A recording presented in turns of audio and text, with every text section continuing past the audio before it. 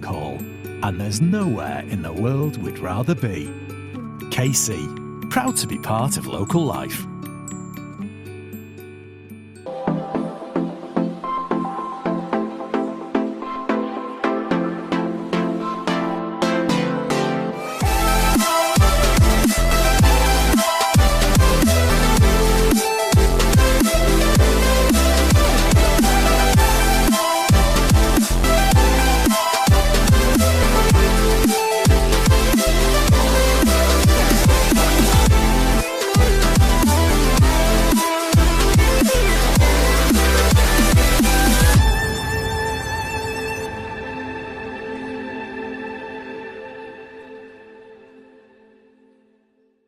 Yeah, basically, it's always tough encounters against them, whether a friendly or competitive game. They've, obviously recruited heavily in the off season and plenty of changes. So, which is a transitional period for them as a club, I suppose. But it's, I think it's all about us on Sunday and how we perform and our preparation, I suppose, leading into 2015. Yeah, it's all about building momentum. We'll use these next two games as indication where we're at. We'll be going with a strong squad against Hull and again against Warrington, and like I say, it's really important that we build some kind of momentum going into that that first game against Leeds. It's a high intensity for a friendly, I suppose, possibly one of the highest around in the Super League competition. There's a lot of rivalry amongst the spectators, which obviously finds its way onto the field, and it's a great opportunity for our new fellas to sort of get a sample and a taste of what derby football's like. Derbies are always hard games to play in, but more importantly, we wanted a tough game. A couple of weeks before we play Leeds. It's really important that we get off to a good start this year. The game itself is always physical against them, and the fact that we don't like each other only spices that up slightly. So I'm looking forward to it. Looking forward to the game, and looking forward to again another step in hopefully the right direction going into 15. Yeah, they're excited. It's just about trying to rein some people back. The season doesn't start in January. We've still got another few weeks, and we just got to make sure we peak at the right time. And we'll go into this derby full of confidence, and we'll use it as a proper game. It'd be great for the new blocks to see what it's about, and a lot of them obviously are played in the UK, so they know how passionate and how loud our Speckies are. But it's for the guys, for the likes of Minicello and whatnot. It'd be great for them to sample the derby atmosphere. There's nowhere in the world we'd rather be. KC, proud to be part of local life.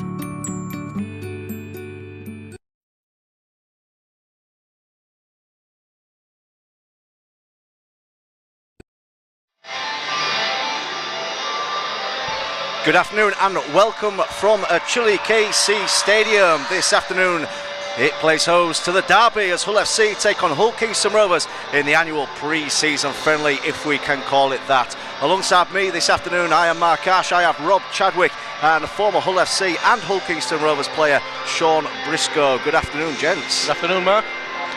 And to you, Sean, of course, as well. So great to have you both alongside us. Rob, we'll come to you first. Of course, today it's the big one, the derby. Hull FC versus Hull Kingston Rovers. Both teams are in. Okay, so let's have a look at the lineups this afternoon for the two sides. Yeah, for Hull Kingston Rovers, obviously lots of debutants, Mark. Kieran Dixon lining up at fullback, three-quarter line of Ken Seo, in Chris Wellham and Josh Mantellato. Captain Terry Campese is at standoff alongside Albert Kelly. And then in the forwards, Michael Wayman, Keil Carlisle, Mitch Allgood make up the front row. Kevin Leroyer and Tyrone McCarthy the second row, with Greg Burke at loose forward. Lengthy substitutes bench: Bobby Blair, James Green, James Donaldson, Josh Goodzek, John Bedebza, Graham Horn, Jordan Cox and Sonny Esselmont. Okay, so that's the visitors, Hull Kingston Rovers. With Hull FC then, let's check their lineup. Of course, a few of these players, all these players, barring a couple, started matches last week for the Black and White, so let's see how they line up, Rob. Yeah, Hull FC's lineup, they'll have Jamie Shaw at full-back, Three-quarter line of Ton Lynham, Teta Matissar, Kirk Eamon and Fatuli Talanoa. Debutants Leon Price and Mark Sneed, and then in the front row Mickey Payer, Danny Houghton, Liam Watts. Gareth Ellis is the skipper of the Black and Whites in the second row, alongside Mark Minicello, and Joe Westerman's the loose forward. And the bench for Lee Radford's side will be Jordan Thompson, Chris Green, Fekka Palias, Josh Bowden, James Cunningham, Stuart Howarth, Curtis Norton, Dean Hadley, Jack Logan, Jordan Abdul, and finally Curtis Norton. Thank you very much, Rob. So the players are making their way out onto the pitch as we speak, and Hull FC, of course, in their black and white irregular hoops against Hull Kingston Rovers in their famous home strip of red with blue strip across the jersey. As looks as though Hull Kingston Rovers are going to be kicking off this match as they attack the south stand here. Hull FC will be attacking the north stand, of course, the away fans in that north stand. As we have a look, and not a bad crowd really, Sean, for a pre-season derby. Looking around, there's a few gaps, but relatively speaking, there's a few made the trip. Yeah, I think with the off-season being so long, I think all the fans will be excited about the start of the proper rugby, let's say, with the Hull derby. They certainly are, as the match is underway here as Hull Kingston Rovers with the kick-off, and the first ball is taken by Sneed, and he lays it to Liam Watts, who drives it forward, but it's met by three Hull Kingston Rovers players who are in his face fairly quickly, as Houghton at dummy half plays it inside to him, and it's Mickey Payer, of course, a former Hull Kingston Rovers player, who takes the next drive up just short of the 20-metre mark inside his own half, as Westerman, who didn't feature last week, getting an extended break following the international programme. He makes his first start, and plays his first minutes of the pre-season campaign, as Watts again drives through the middle of the pack there, and it's a early penalty to Hull FC, and it gives them a chance to put the ball downfield, Sean. Yeah, not a bad set there, coming out of yardage from Hull FC. Obviously, a couple of drives from Liam Watts got him on the front foot, and I think Rovers will be a little bit disappointed to give a penalty away on the last tackle. So it's going to be Mark Sneed who kicks it to touch, and Hull FC are going to have a tap about 30 metres away from the Hull Kingston Rovers line, as Danny Houghton taps inside, and it's Gareth Ellis, the captain, who goes to pass the ball but decides to drive it forward, and it takes three men to bring him down just short of the 20 metres. So a chance now for the Black and Whites to put some attacking plays on, as Leon Price with a delay pass to Minicello out on that towards that far side, but he's tackled inside the 10 metres. A good opportunity now for Hull FC as Houghton plays it towards the far side. Price with a ball back to Shaw. Shaw finds it's going to be a try for Teta Matissar in the corner. Hull FC with the early score here. Jamie Shaw joining the attack. He found Teta Matissar, and the Black and Whites had the man over, but he didn't need it, and the early points go to Hull FC. Yeah, really well executed play there from Hull FC on the left edge of Rovers' defence. Manatello just shot at the line a little bit too early, and a great ball from Jamie Shaw put Teta Matissar into the hole, and he did the rest. Certainly did. So Hull FC, of course, will be happy with that. Now, Sean, as a player, while we wait for this kick to come, as a player, what are you looking for in these friendly matches, these derby matches in pre-season? Yeah, I don't think friendly and derby really go together, do they? I think from a player's perspective, it's a chance to get out there and get on the field, and I know for a supporter it's a little bit different, but you're building towards something a lot bigger as in the season and the season opener. I'm sure that Rovers will have one eye on the Leeds game after today, and I think is it Hull FC at Wigan on the first day. So it's going to be interesting to see how both teams approach the second half more than anything. Yeah, most certainly indeed. Of course, for a lot of the Hull Kingston Rovers players, it's their first hit out, isn't it? A lot of youngsters played last week as well. So as Mark Sneed approaches this one, he's not quite made it. Of course, with that unique kicking technique out on that far side touchline. Unfortunately, he was off target on that occasion. That still amazes me. Yes. It is unreal, isn't it? It just defies everything that you get taught about kicking a rugby ball. look where you're supposed to be kicking it. But no, obviously it works for Mark, and an interesting style, to say the least. Certainly is, especially as he was the leading goal kicker in Super League last season with 99.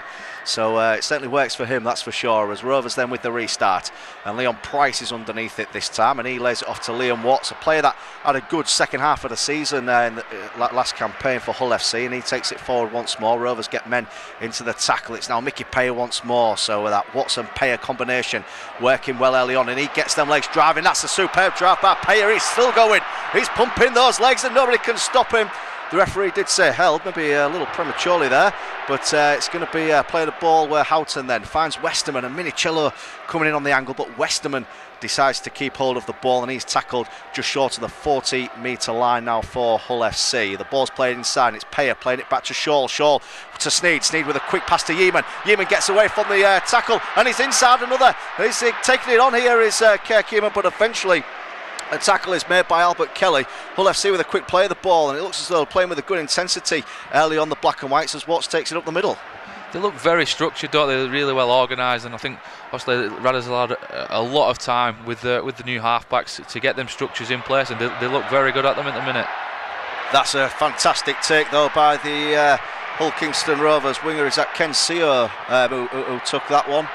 Oh no, it's Kieran Dixon, sorry, the fullback, wasn't it? Kieran Dixon, sound from London Broncos, good take. Yeah, it was. Obviously, it's never easy when the ball goes up, and as we said before, a derby game makes it a little bit more intriguing, especially when the intent's there to come back with the defence. But yeah, great take from Kieran, and he gets Rovers the first possession of the game. As Mick Wayman, the big prop forward, drives through the middle as the ball goes inside one more, as Rovers will look to obviously get the ball in hand a little bit, and it's now going to be the fifth and last, and it's going to be Campese with a kick. It's a decent one. He was under pressure. It was a penalty for a late challenge on the kicker. Yeah, he was under a lot of pressure, wasn't he? I don't think there was much in that. I thought he got there as Campese kicked the ball, but he has given a penalty, and of course it's where the ball ends. So Rovers have some good attacking possession now.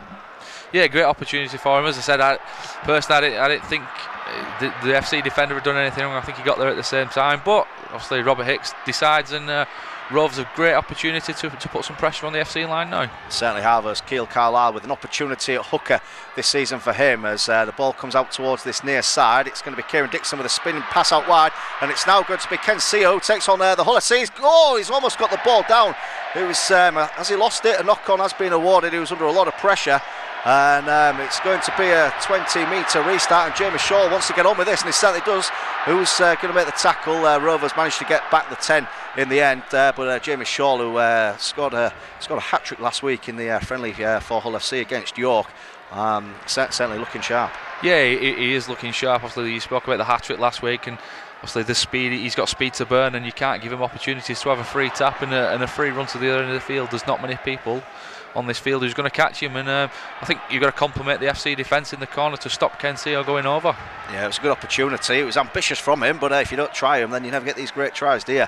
But certainly he looked strong, did Ken Seo, and it took four men really to stop him.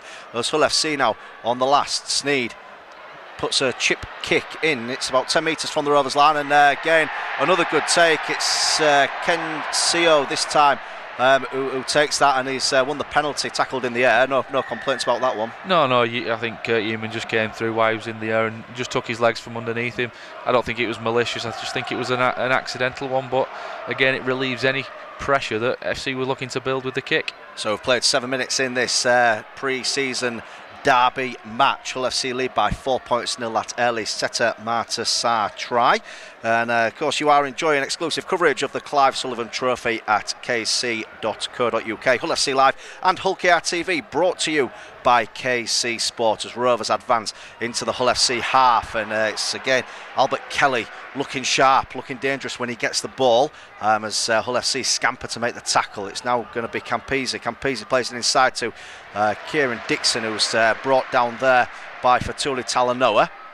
As Rovers now driving up the middle, it's Tyrone McCarthy, stops just short of the 20 metres for Hull Kingston Rovers. As it's the fifth and last, it goes back to Albert Kelly, who puts a kick to the corner. It's going to land in goal, and Tom Lanham takes it on the full, and Tom Lanham sprinting away here. He wants to get on with it as well as Danny Houghton points to him to say, look, take it from this spot here, but Rovers again have defence back to make the tackle. So both good intensity really from both sides with the ball in hand. Yeah, it certainly is, and I think Rovers will be disappointed with the end to the back of the set there.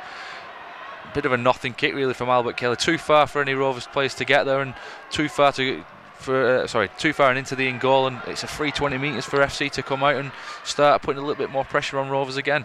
Yeah, and Hull FC are making some good metres as Price looked to pass it. Minicello had slightly overran that one, but Price takes the tackle himself. So Hull FC centre field, about 35 metres away from the Hull Kingston Rovers line, as Westerman now coming towards this side, finds Sneed. Sneed kicks a little bit early on the tackle, but trying to put Dixon under pressure, but Dixon is very fast and he gets across there really well, but Hull FC managed to make the tackle 5 metres out. So Rovers, the question is, basically bring the ball out, and Hull FC get up quickly, and I think it's Greg.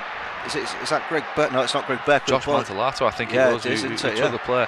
But good positioning from Kieran Dixon to field the kick, and Rovers not scared to throw it around on their own 5 metre line. But as you said, good defence again from Hull FC, who looked very, very positive with their line speed and got up and shut it down straight away. Hull Kingston Rovers are doing the hard graft now. As it's now with one man who is hard, and that's Mick Wayman, who drives it forward. Is brought down about 25 metres from his own line, and it's the 5th and last for Rovers. So this is going to be a difficult kick. It's Campese who puts the ball, and that ball's spinning, spiralling all over the place. I tell you what, he's done all right there as Campese with that kick, hasn't he? Yeah, superb defensive set from FC, and obviously, as you said, Campese's come up with a great kick to give him a little bit of field position. I think another 15 yards on it would have been superb, but yeah, for the field position that Terry Campese was in, he's got a great kick away.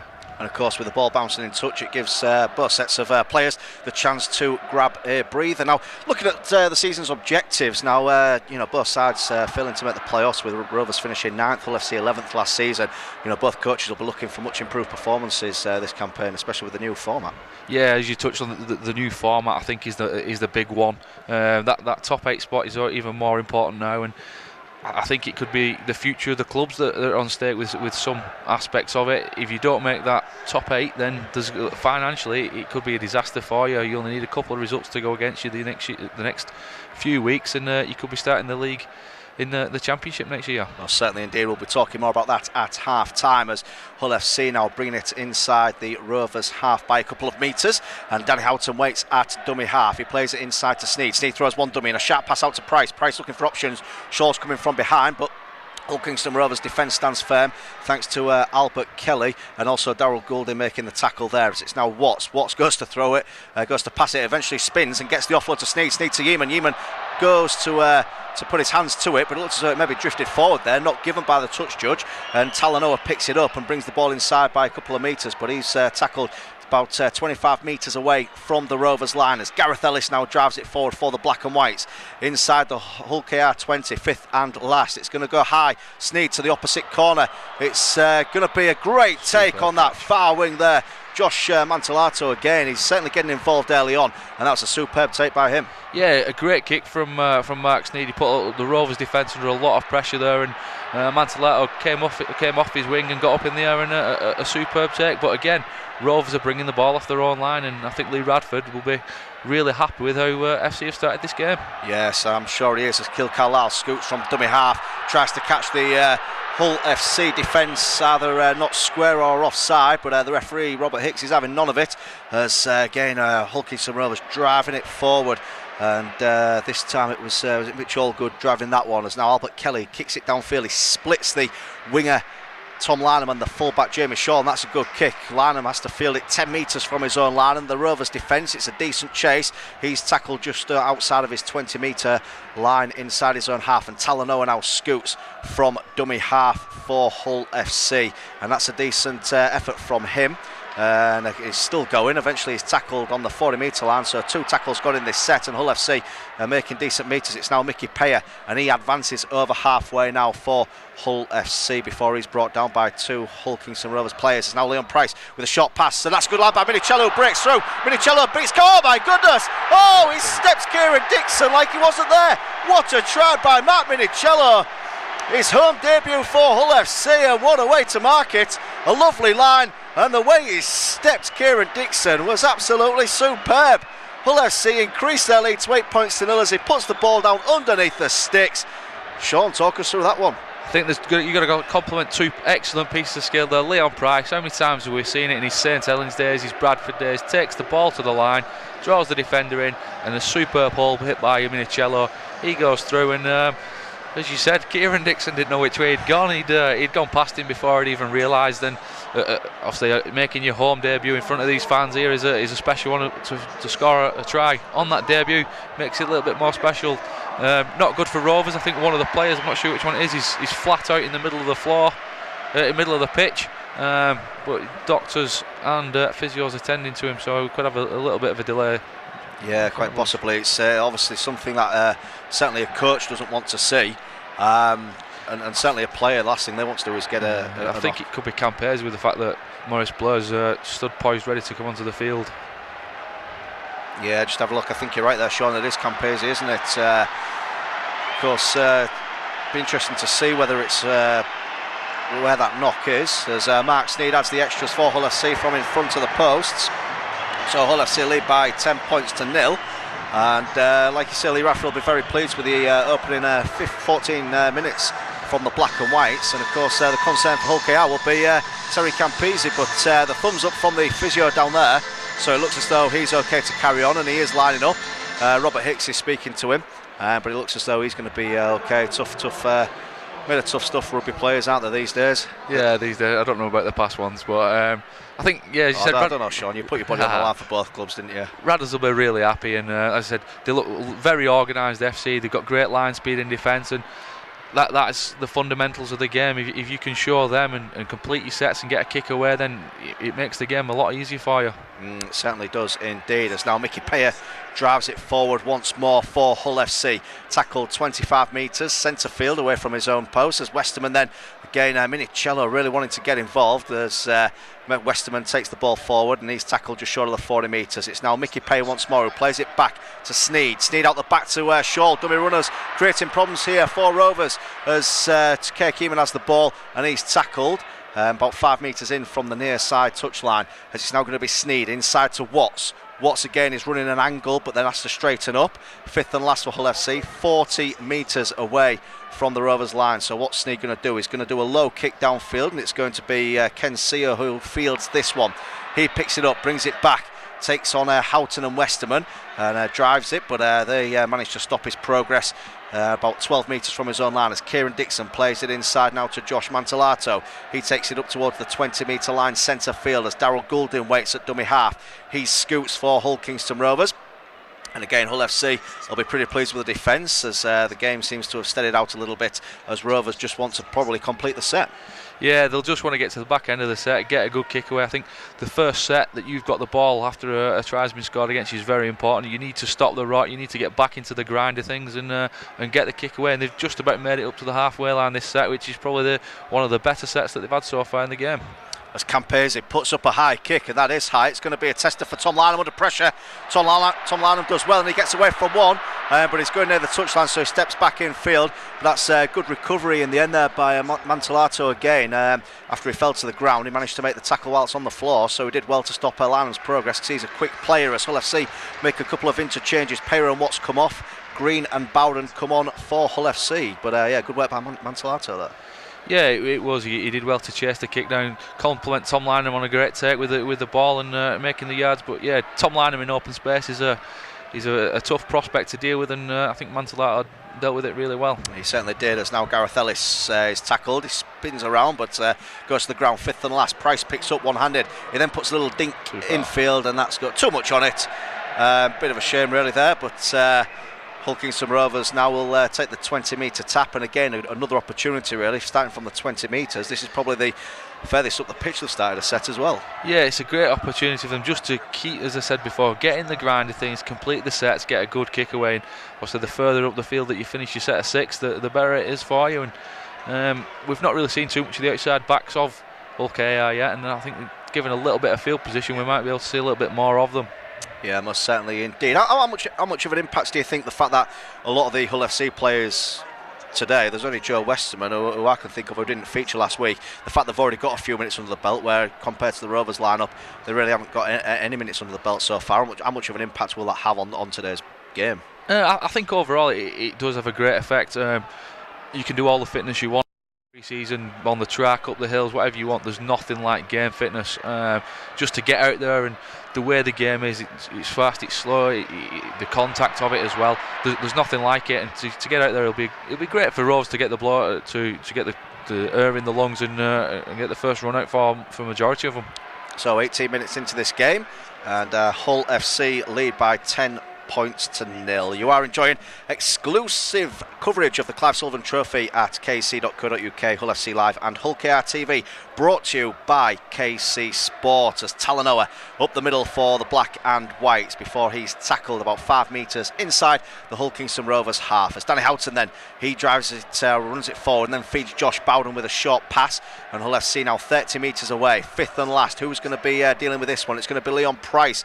Price under pressure, but puts a high kick up, and it's going to be a tester. Oh, the ball bounces off the Rovers player. It's going to be a back to one. Sneed over the top, and it's gone too far.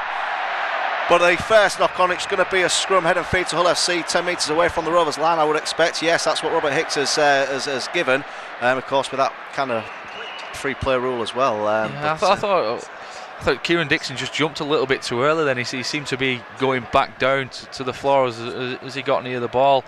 Difficult to take any ball in the air, but to catch it off the floor is a lot harder. And as I said, a wayward pass from Sneer, we don't really see that too often, do we, over the last 12 months. And chance gone begging for FC to extend the lead. Most certainly has indeed. So as we wait for the game to restart from the scrum, I'll hand over to Rob Chadwick to take us to half time. But Sean, what have you made of the opening 20 minutes so far? I think obviously we've spoke about how structured and positive FC have looked compared to Rovers. Rovers have had the ball coming off their own line predominantly, and it's been difficult for them to put any pressure on FC. But as I said, FC's line speed and structure with the ball have meant that's the predicament that Rovers have found themselves in. Thank you, Sean. Plays back underway. It's in the hands of Kirk Eamon. Hull are inside the danger zone of the Robins yet again, leading this game by 10 points to 0, and deservedly so.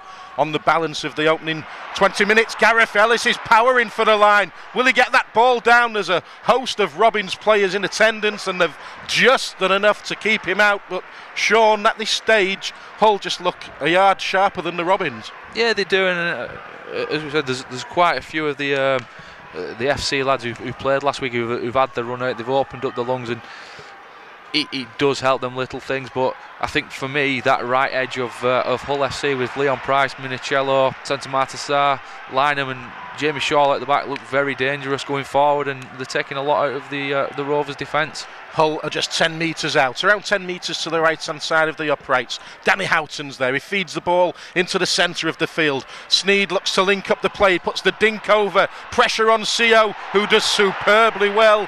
Hull on 3 or 4 occasions have gone for that kick to the fringes, Sean, but on every occasion the Robins players, CO and Mantellato, have come up with the goods. Yeah, I think Sneed will be disappointed with that kick. I think he needed another couple of yards on it and a little bit more height on it to give his own players a chance to recover the ball. But again, we see FC rev up in defence, and they're pushing Rovers back, and they're only 2 yards from their own line after 2 plays. Good intensity from Hull in defence. Rovers really struggling to make the yards, and they're going to be drove back over their own line. That's superb play from the home side. They've got the repeat set, and well, you can't really blame them for celebrating that, Sean, pre-season or not. That was fantastic play. Yeah, it's the work ethic I think that Radders is going to instill into this FC side. They're all working hard for each other, and you need that. And to get off it's a lot easier to defend the opponent's line when the opponents are coming off their own line. You get that extra burst of energy, and we saw that great shot from Joe Westerman, who was superb last season, following on from that work. So Hull have possession once again. The 12 metres inside the Robins half. They go down the short side. Campese, well, he just hung on for dear life then to the ball carrier. Took a knock on around the 13th minute when Hull scored that second try, but looks to be moving okay now. Hull are in the centre of the field with Sneed again. There's the link to his half-back partner Liam Price. Yeaman has possession. He uses his strength to go inside the Rovers 20. Robert Hicks telling the Rovers defensive line to get back 10. Sneed again, spins it centre field. Hull have runners it seems, on the shoulder of the ball carrier on every occasion, and they're just stretching Rovers one way and then the other at this moment in time. Sneed again. Michel Shaw comes around the back. He was looking for the ball around the back of his shoulder then, Sean, to get the wingman in, but well, credit to Rovers, they've been under the cosh, but they muscled up defensively then. Yeah, they scrambled well there to shut down any threat.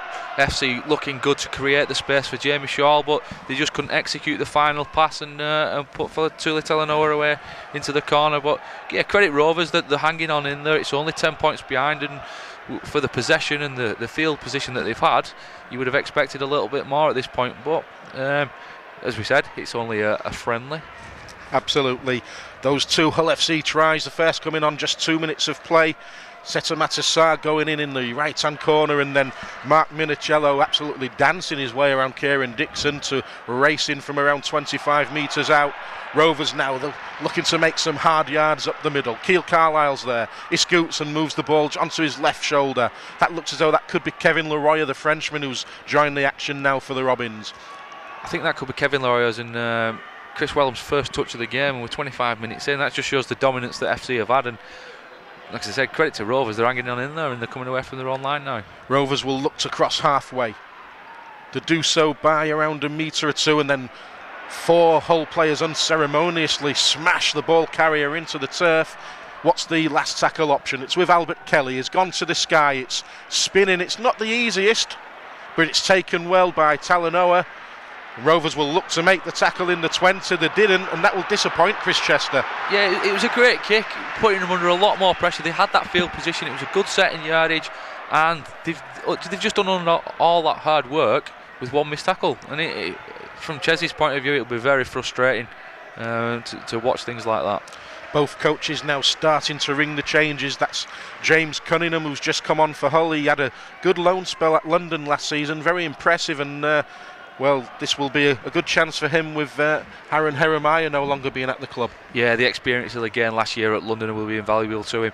He'll get the chance to parade in front of this crowd here at the KC, and a good opportunity to show what he can do again.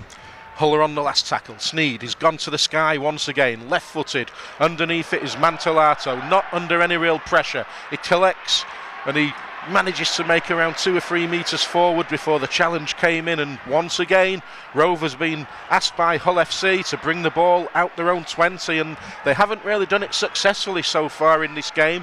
Hull's line speed and defensive intensity has been very impressive.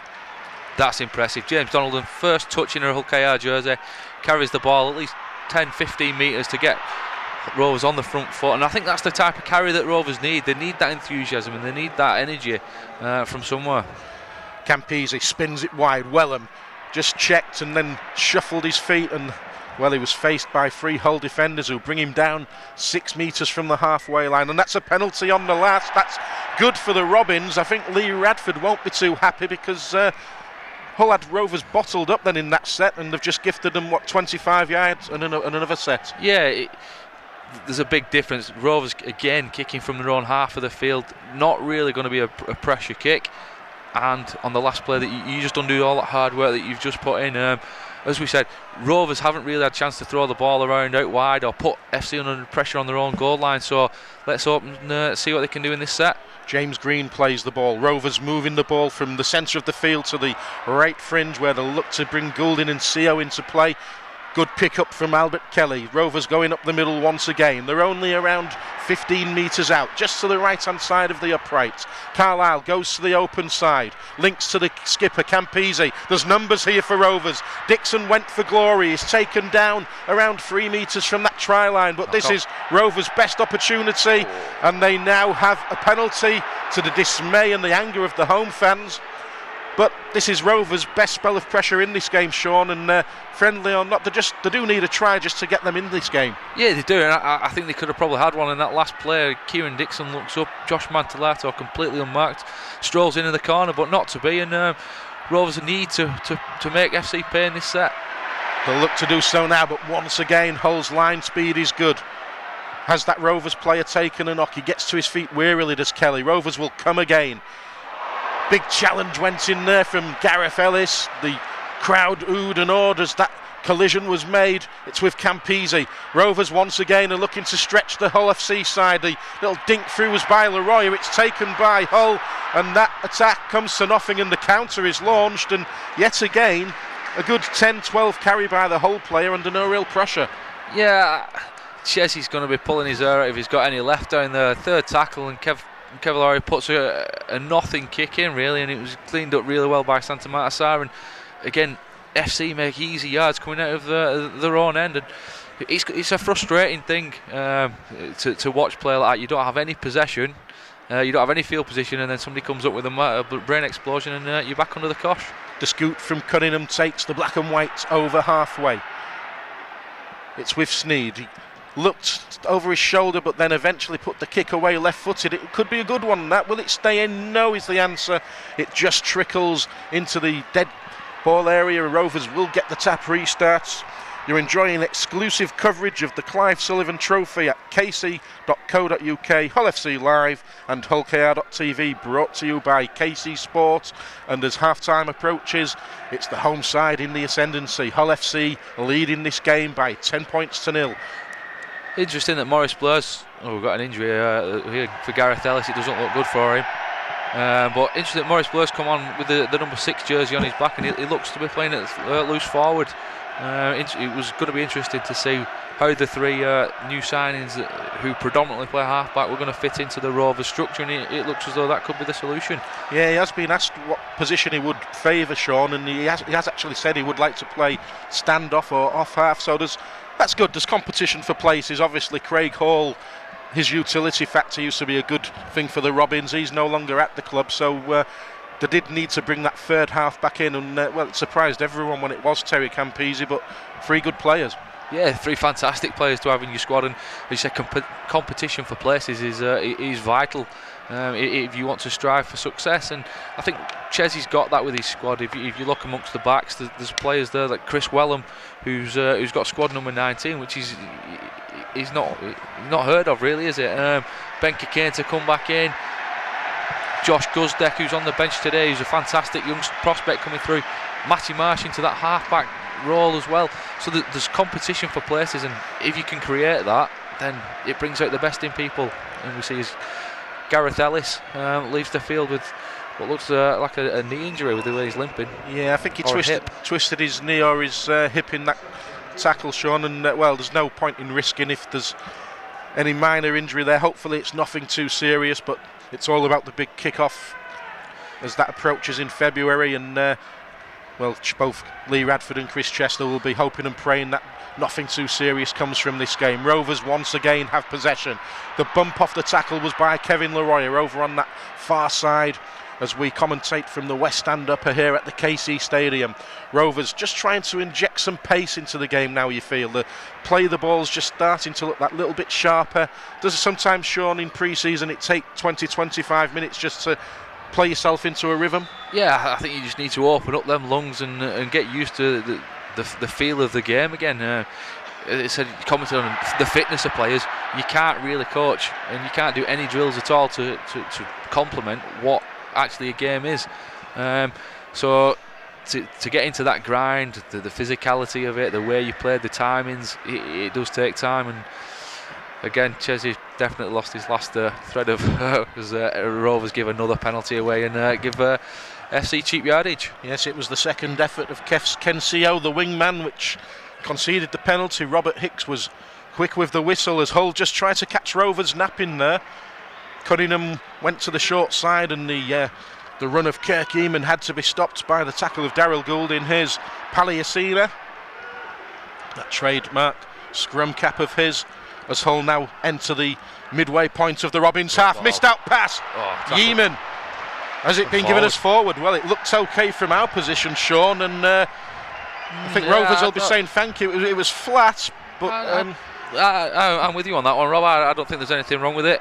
I thought Guimo hit a great line to go through, and Donaldson came up with a great tackle to stop him going through. But I don't know what Robert Hicks is seeing there. But going back to the tap play that FC, I think we'll see them use that quite a bit. And I love a player like that where you put one defender and isolate him with players like Mark Sneed and Yeaman and Jamie Shaw all going at him at the same time. And I wouldn't want to be Daryl Goulding with a player like that.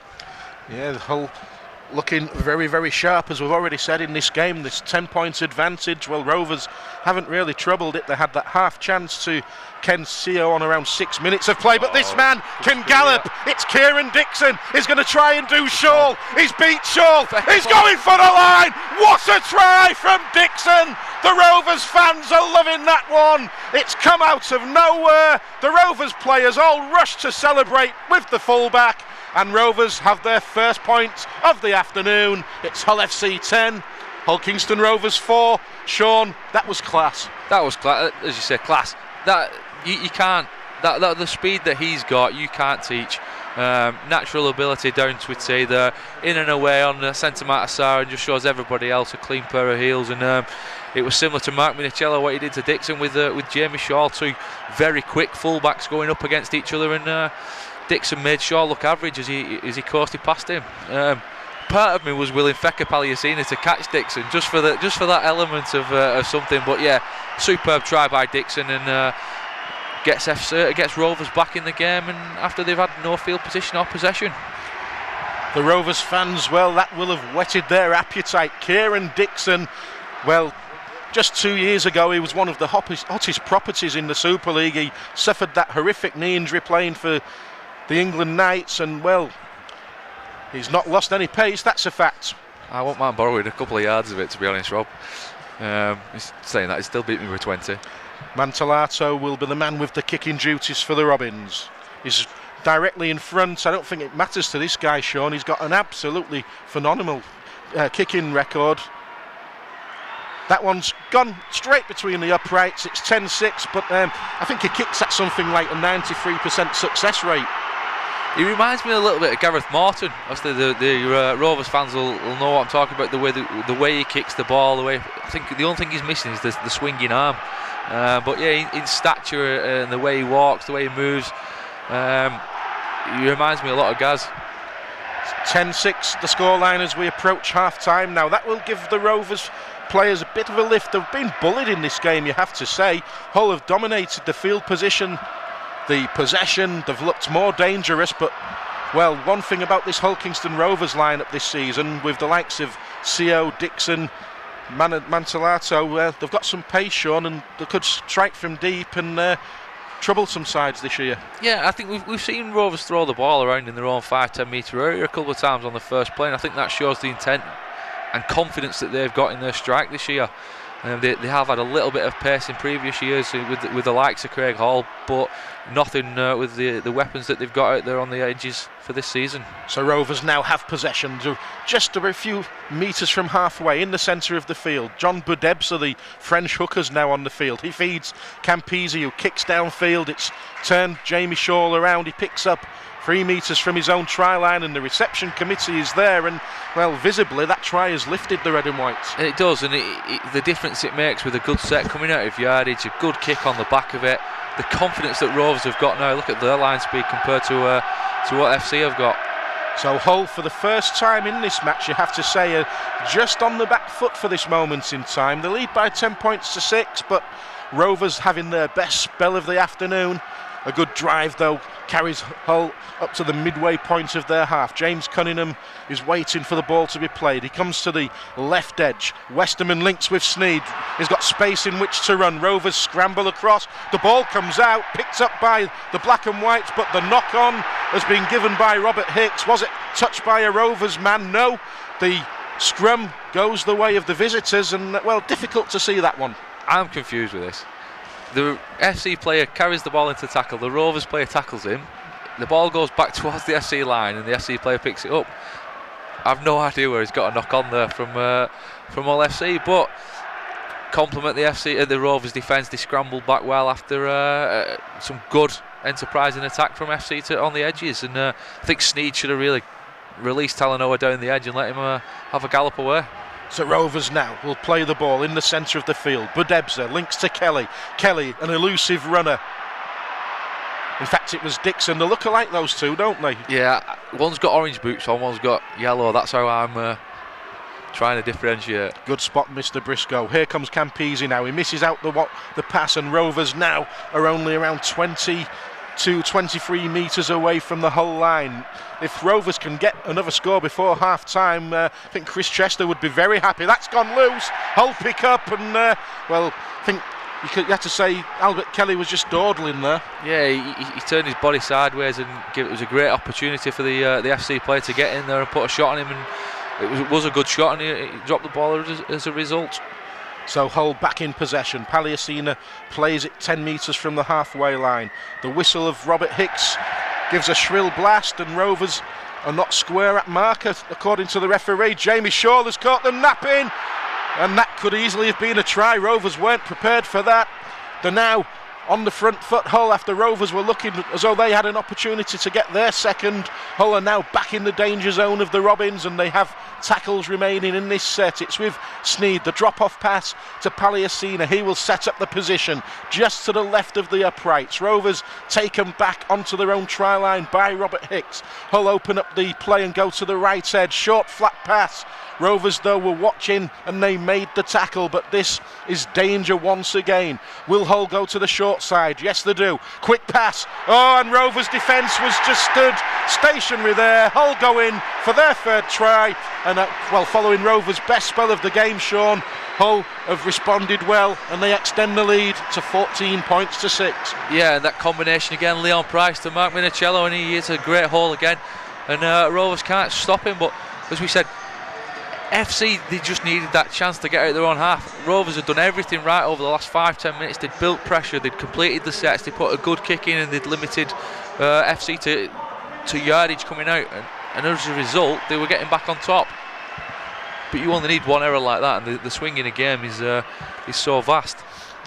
Not the biggest of guys, Minicello, but looks as though he's got good footwork, and he'll be a good signing. Very experienced, and you know, been very impressive in this game so far. He has, and I said about it before, that right edge of FC, it's got a lot of experience with Senta Martesar, Leon Price and Minicello, and obviously you've got the power and pace of lining them outside, and add that with Jamie Shaw coming out the back, and that right edge of FC could cause teams a lot of problems this season.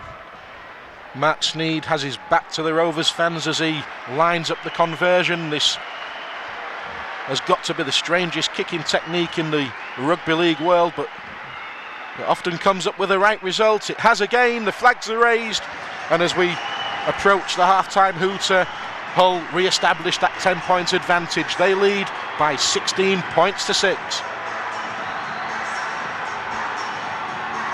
I think a marker of the second half could be the teams that re-emerge, Rob.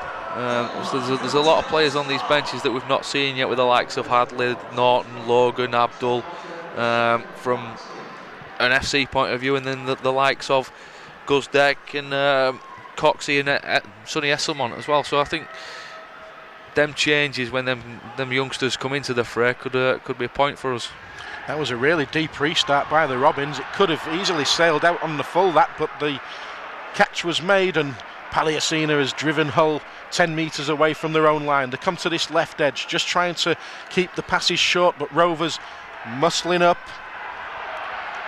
It won't be a quick play of the ball because there's a tangle of bodies, but that's a good pick-up, and Hull are launching themselves downfield once again. Rovers just on the back foot. Robert Hicks tells them to get on the halfway line as they form the defensive wall.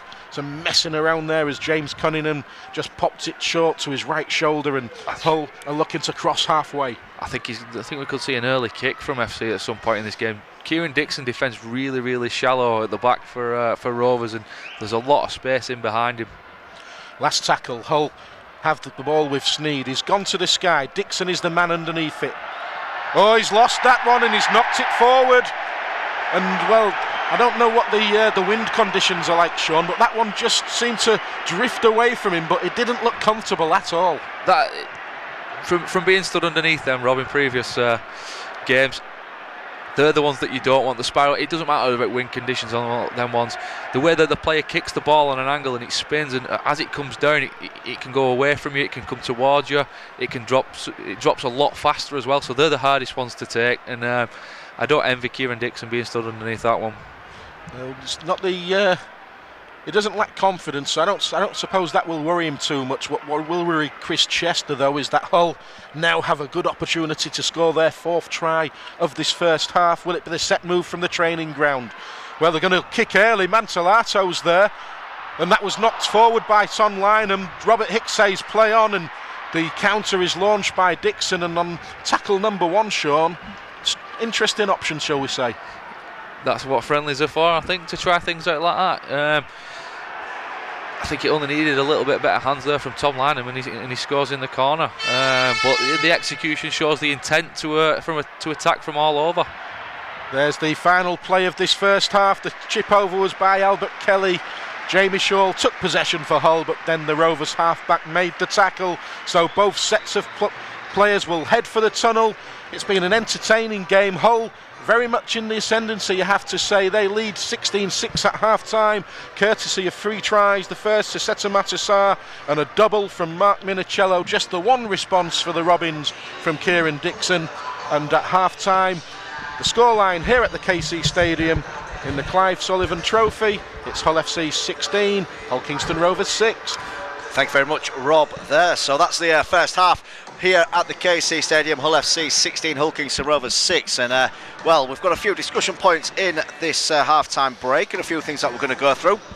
We'll be talking to Sean about his career shortly, and of course Clive Sullivan, the man who represented both clubs and whom this trophy that is up for grabs is named after. We're also going to look at the new structure of Super League, but first let's have a look at that first half. Obviously, we had the early tries, Rob, didn't we, from Hull FC, Seta Matassar early on, and Mark Minicello. What did you make of the performance of both clubs in that first period? I think Hull have been very, very sharp, Mark. They really did start the game well, and to score with the opening set of the game obviously does lift the side immediately. But what was more impressive was the defensive efforts, I think, from Lee Radford's men. They really did bottle Rovers up down the middle. Mick Wayman and Mitch Allgood not really managing to get Rovers downfield. I know they're missing Adam Walker and Ryan Bailey from this game, so perhaps not at full strength in the front row today, but Hull very, very impressive. The only downside is the potential injury to Gareth Ellis, which doesn't look too good. Yeah, absolutely. That's a massive blow, isn't it? I suppose the positive is that Gareth Ellis, although he has gone off injured for Hull FC, is that he walked off. He did walk off the pitch, which you know, from if he's stretching off, you know pretty much it's going to be long term, don't you? The fact he's walked off is a positive sign. Absolutely, and you know, he's an experienced player, is Gareth Ellis. He knows his own body.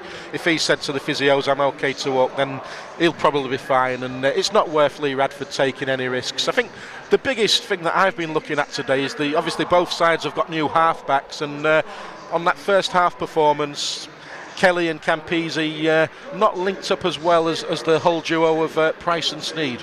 Yeah, quite possibly. Sean, I'll bring you in. Hopefully this microphone will be working. What did you make of that first period? I mean, Hull FC quite dominant, but Rovers showed towards the end of the half, once they got that try, maybe what they are capable of this season. I think Rovers was just lacking that little bit of confidence and that little bit of energy, and I think when James Donaldson came on, he injected that little bit of a spark into them. They got on the front foot a little bit more, and they kind of built off the back of that. Yeah, Kieran Dixon's try was a superb individual try, but they did show signs previous to that they were getting into the game and they were getting on the front foot.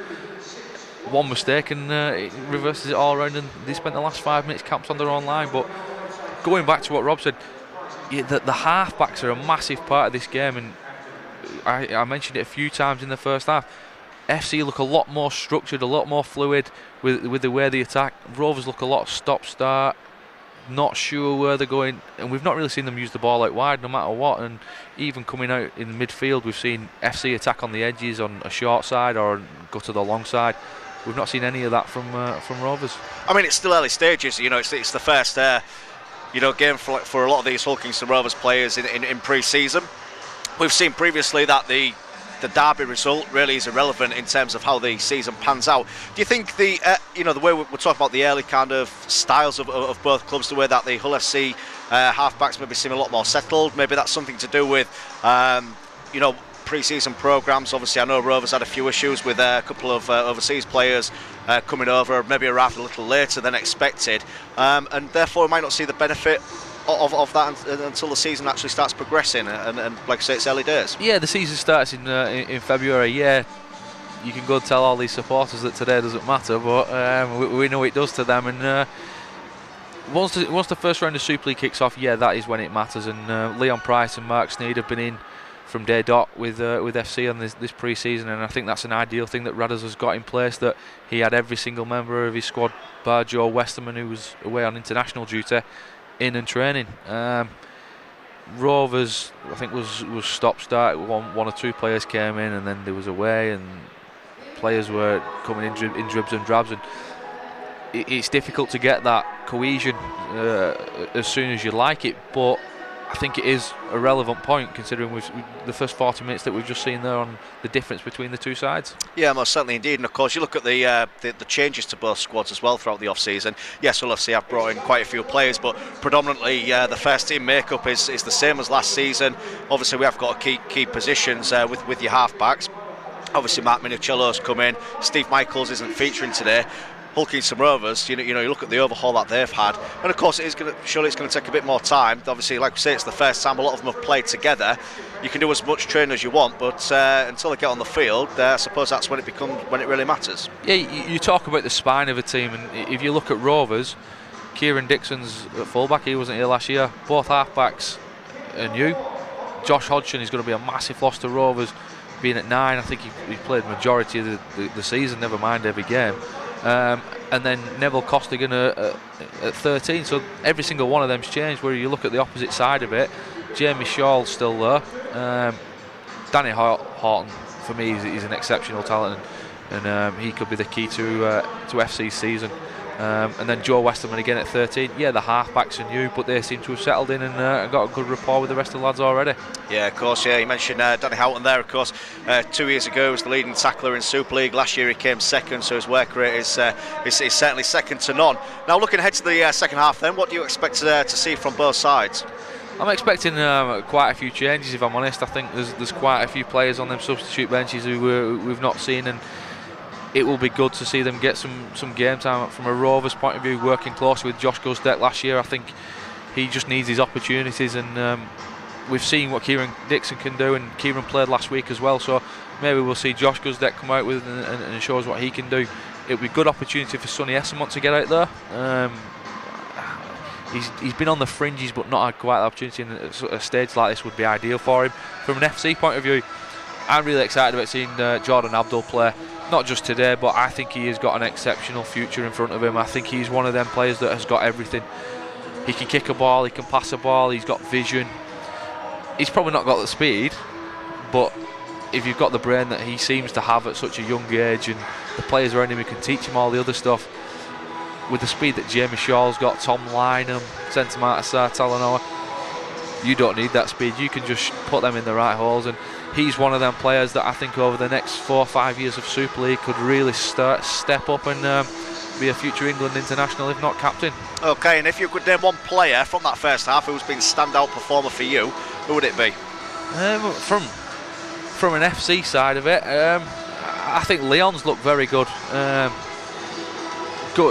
Leon, you get the same week after week with Leon. He's very good at what he does. He's a threat with the ball in hand, and he's a threat passing the ball and also kicking. So every time he's took the ball to the line, he's looked a threat. I don't think it's a surprise that all 3 tries have been scored on that side with the players that they've got. So for me, Leon's the one. And from a Rovers point of view, I've mentioned him a couple of times. James Donaldson seems to have lifted the side. He's brought that intensity and that energy to this team. They just didn't seem to have it, and came up with a few crucial tackles. I'll get the words out eventually. Get the call setting in. Well, certainly indeed. Now, of course, we are looking ahead to Super League. The new look structure, okay. Sean, as a former player, what do you make of the way Super League is going to change? Of course, that kind of promotion and relegation coming back, but in a different way. It's difficult to sum up. There's a lot at stake, and there's a lot that it could come down to. For me, Magic Weekend makes it a lot more unfair. I think the way that the fixtures are, so there's going to be the whole derby, but 2 points could be the difference between a club surviving and a club being extinct. We've spoken about the money. The money in rugby league is, I won't say non-existent, but it's very limited, and obviously the rich clubs have got it, and obviously they're the ones that get all the success at the minute. But to them smaller teams, the difference 2 points could make is a massive thing. For me, I think they just need to stop changing everything. People don't know what's going on one year to the next because they don't know what rules are going to be in place. If you look from the inception of Super League, I think they started with 5 teams in the playoffs, then it was 6 teams in the playoffs, now we've got 8 teams, relegation 1 point, no relegation, magic weekends halfway through. They just need to stop changing it, let everyone get used to it. You've got to build on something, you can't just change it all in one season, so you can't hope for success straight away. Yeah, we need to be innovative and be leaders in what we do. We've got a superb product. Don't keep changing it and don't keep making people learn different ways and confuse it. Well, I understand it, thankfully, but so many people have said, oh, I don't understand it, what's going on, how's this going to work, how's that going to work? Leave it as it is, stop changing things. Yeah, well, it's going to be interesting, that's for sure. And like you say, of course, getting that top 8 is going to be massive for both sides. So, Rob, if I bring you back in, of course, at this point, this new look structure for you, what do you make of it? Of course, last season would have been a bit of a tricky one for both sides, certainly for Hull FC, but of course now both sides have got to up the game, getting that top 8. Can they both do it? Let's hope so, Mark, because it's not a position that either coach or either sets of supporters want to be in. I think the start to the Super League is vital this year, because if you start losing a few games early and get behind the 8 ball, it could be difficult to catch up. Will Rovers and Hull do it? Possibly. I think there's every chance. I don't think Castleford will be as strong this year. The usual suspects will be there, obviously, but who knows? It's going to be very, very testing for both sides. It certainly is, and we are not far away from the start of Super League, and both sides have got plenty to look out for. And we're going to give you a bit of information on those now, aren't we, Rob? And it's going to be exciting as the Super League campaign gets underway. Absolutely, Mark. Super League gets underway very soon, with both Hull FC and Hull KR ready to get their new look campaign underway.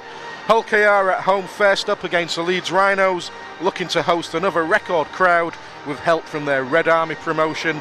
Tickets are available online at hullkr.co.uk/tickets, as well as their Savile Street retail store. Meanwhile, 7 days later, Hull FC will host Warrington Wolves at the KC Stadium in their first home game of the 2015 season.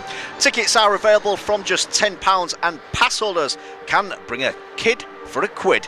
More details will be announced on their website on Monday, so look out for that one. And elsewhere, if you're enjoying today's coverage, why not tune into your favourite club's online TV channel?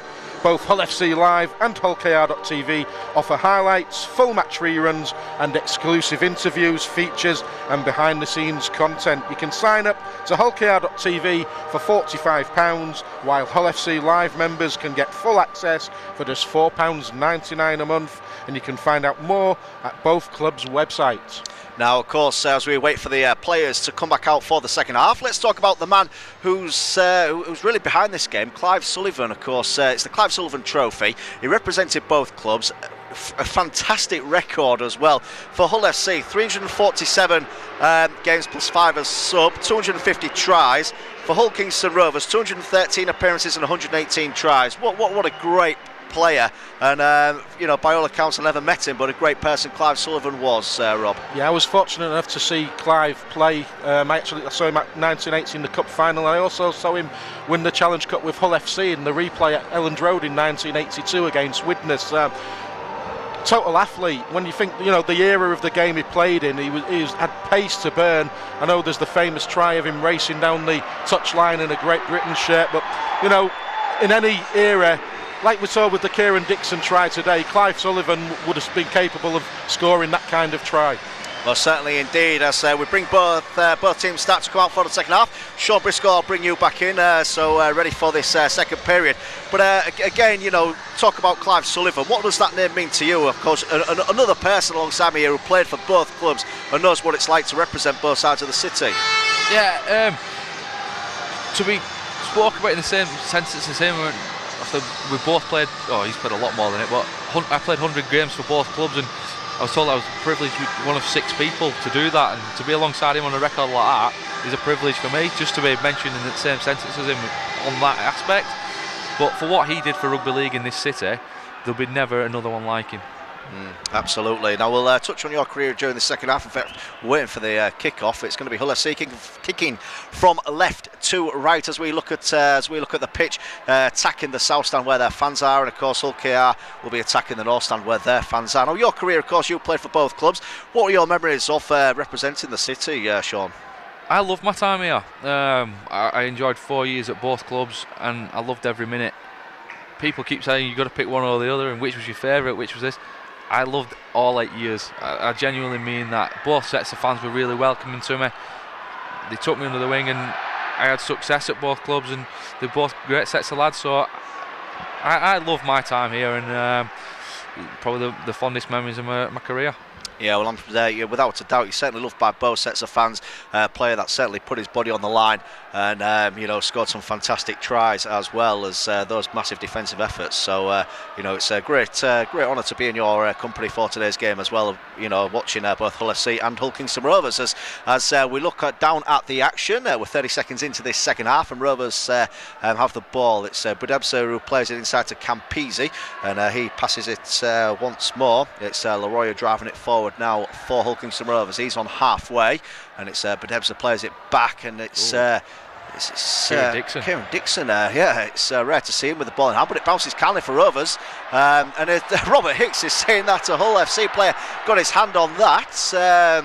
I think Kurt Yeaman went to catch the ball, and Rovers players took him out, and he's hit the ball minimally, and he's gone back to one. But yeah, chance for Rovers, and probably the dream start to the second half for them if they can get over. Certainly is, as they're now inside the Hull FC 20, as the ball is coming out to this towards this near side. Campese's got options, and Hull Kingston Rovers with Wellham to Mantellato, and a good tackle there by Tom Lynham, 5 metres away from the Hull FC line, making sure Mantellato doesn't get over as Campese. Yeah, he does, doesn't he? He's holding that. Hopefully he's okay, as Hull Kingston Rovers now on the 5th and last. 10 metres away from the Hull FC line. Centre field, it's Budebsa who runs, plays it out. It's another chip kick downfield, but who picks this up? It's Mark Sneed. Sneed's away, but he's not got the legs. He really could have done with somebody like Tom Lynham or Jamie Shaw on his shoulder there, but Hull FC now, it's Minicello, and I'll tell you something, what a great first half he had, and he's running onto that ball at pace as well. Hull FC second tackle, about 40 metres away, in fact about 30 now, with that scampering on the floor. I tell you what, if Mark Minicello gets brought off by Lee Radford, I'm sure they'll be having words with him on 2 tries. He'll want that 3rd try. Any forward wants 3 tries. As Jamie Shaw joins the attacking line now, and that's good work by Leroy to bring him down about 12 metres away from the Rovers line, as Price plays it inside to Bowden. Bowden straightens up, spins in the tackle, centre field, now 10 metres away. Cunningham waits at dummy half. 5th and last for Hull FC. The ball goes to Thompson to Sneed. Sneed with a little chip to the corner. Who's got the reach? Oh, it's all over the place, and Talanoa puts it down. I think that's going to be a try. It is. It bounced all over the place. Nobody could claim it. And Talanoa says thank you very much. Do you want my interpretation or what? Go on. I'd love that, to be honest, Sean, because that was bizarre.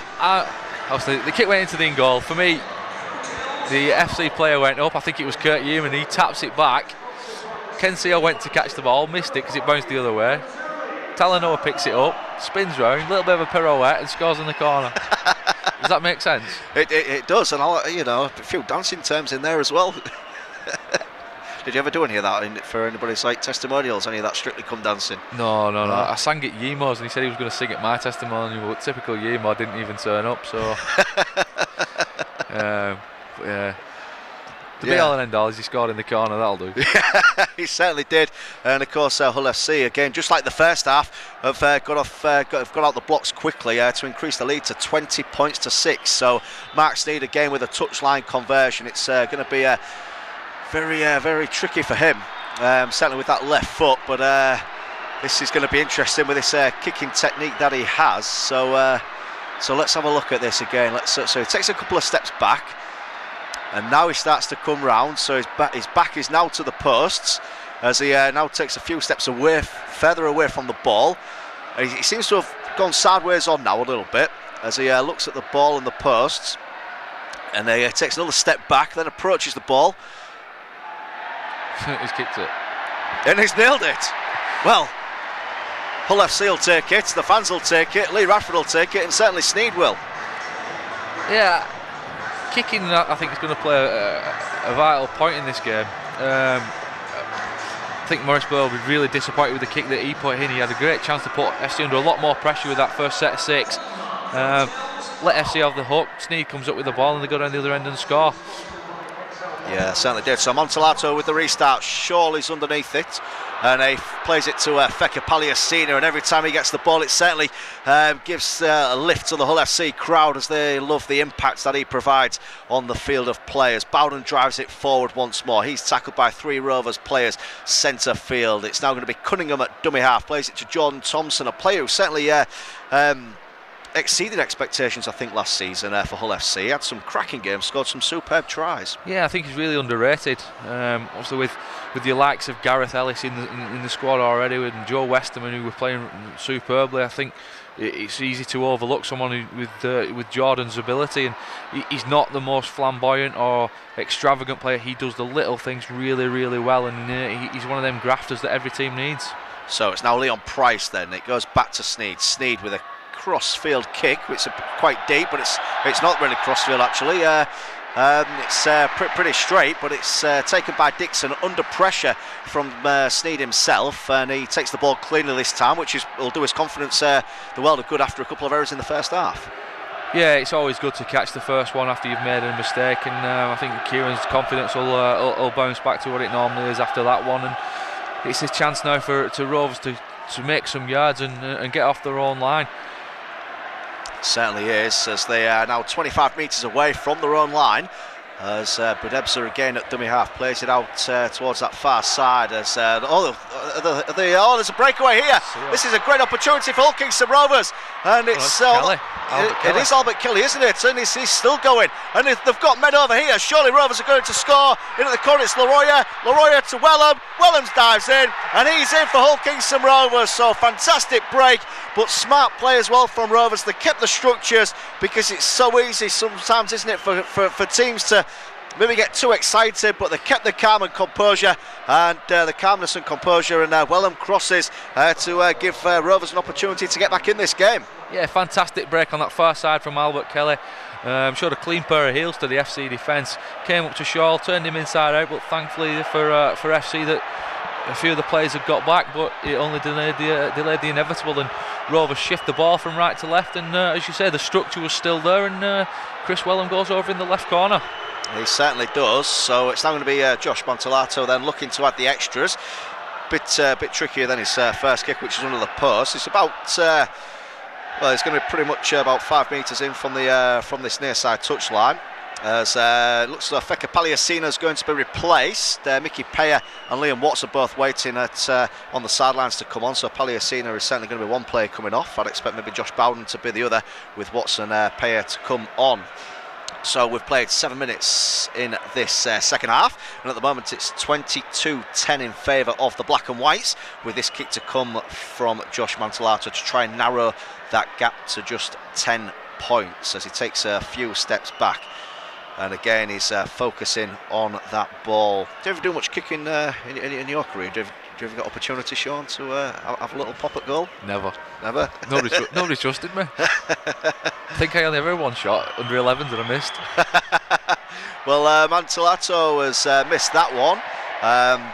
So the score remains Hull FC 22, Hull Kingston Rovers 10. You're enjoying exclusive coverage of the Clive Sullivan Trophy at kc.co.uk, Hull FC Live and Hull KR TV, brought to you by KC Sport.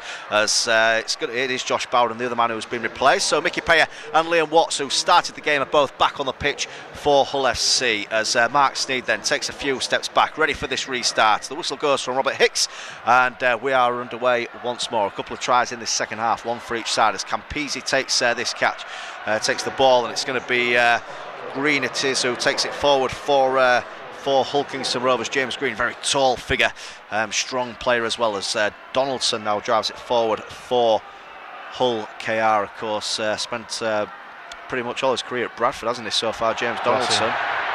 Crossing there, but not given. They have brought in the new thing, haven't they, where it doesn't impact on anything, and there wasn't exactly an obstruction there. You mean common sense? Well, that's it. Yes, if it works, though. If it works. Yeah, if it works, we'll see. You know. Going by the letter of last year's law, that's crossing. You see that many chalked off, but again, changing the rules again, keep changing everything. But like I say, common sense has prevailed on that one. Yes, we'll see. Which officials maybe have more common sense than others as the season progresses. As Tom Larnham picks up that ball, he sees half a gap, but it's soon closed down as he lays it off to Jamie Shaw and says, "Here, I can't get any further, you have a go." But Rovers' defence is pretty strong there, and kept its structure, and that stopped really from any potential breaks from Hull FC. I think one thing, when you look up and you kick the ball from a Rovers point of view, you're kicking it to Larnham and Shaw. You've got to make sure that your defensive line's set as you approach them, otherwise they've got the speed and they can cut you to ribbons, and you can be chasing back to your own sticks with no time at all. Yeah, he certainly can, as Thompson then, he's tackled on halfway. Price throws the dummy, he's almost half a break, but he's soon closed down. There's good defence from Hull KR once more, as Cunningham plays it inside to Watts. Watts takes it forward for Hull FC, fifth and last. The black and white's 15 metres away, so they won't be 25 metres away even, as the kick comes in from Leon Price, and again a tackle in the air, Seta Martasar this time. The referee Robert Hicks has stopped things. I think there's been a couple really missed times, shall we say, from Hull FC, certainly when challenging for the ball in the air, but certainly a good take without a doubt from who was it who took that? It was Dixon who took it. When, as we say that, he's gone onto the wing. They've brought Josh Mantellato off, and Josh Guzdeck has gone to fullback for Rovers. And it looks like a little bit of a ploy from FC with Kieran Dixon. He's only small in stature, so to get the ball up in there, it's a great opportunity to compete and get over the top of him. Josh is Guz is slightly taller and more rangy than Dixon. So whether we see that ploy moved onto the wing now with that's where Dixon's defending. So it's Bedebsa again at dummy half, and as Rovers look to spread the ball out quickly, some good quick hands there, as Albert Kelly was involved in that as well, as Hull KR now are 40 metres away from the Hull FC line, as they look to get the ball in hand and put some pressure on the black and whites. And again, some quick hands. Is there one, I think. Is it? No? It's just saying it went backwards. I thought there was maybe a Hull FC hand in there, but certainly Robert Hicks hasn't seen it, if there was. So but Ebser waits at dummy half, centre field, 25 metres out. It's now Campese out to Wellham. Wellham's tackled as Price, and I think it's Jamie Shaw's very shallow, a little kicking behind him would be Seta Martasar, wasn't it, involved in that. As the kick comes in, it's going towards that far touchline. Talanoa does well, and what would you make of that technique there, the way he turned his body? Pretty decent from Talanoa. Textbook. As a child, that's what you're taught. Get up in the air, turn your body away from the oncoming defenders, and if you do drop it, it goes back to your own line. You can clean it all up. So yeah, great technique, and it shows exactly how it should be done. Certainly did, as Payer drives it forward once more for Hull FC.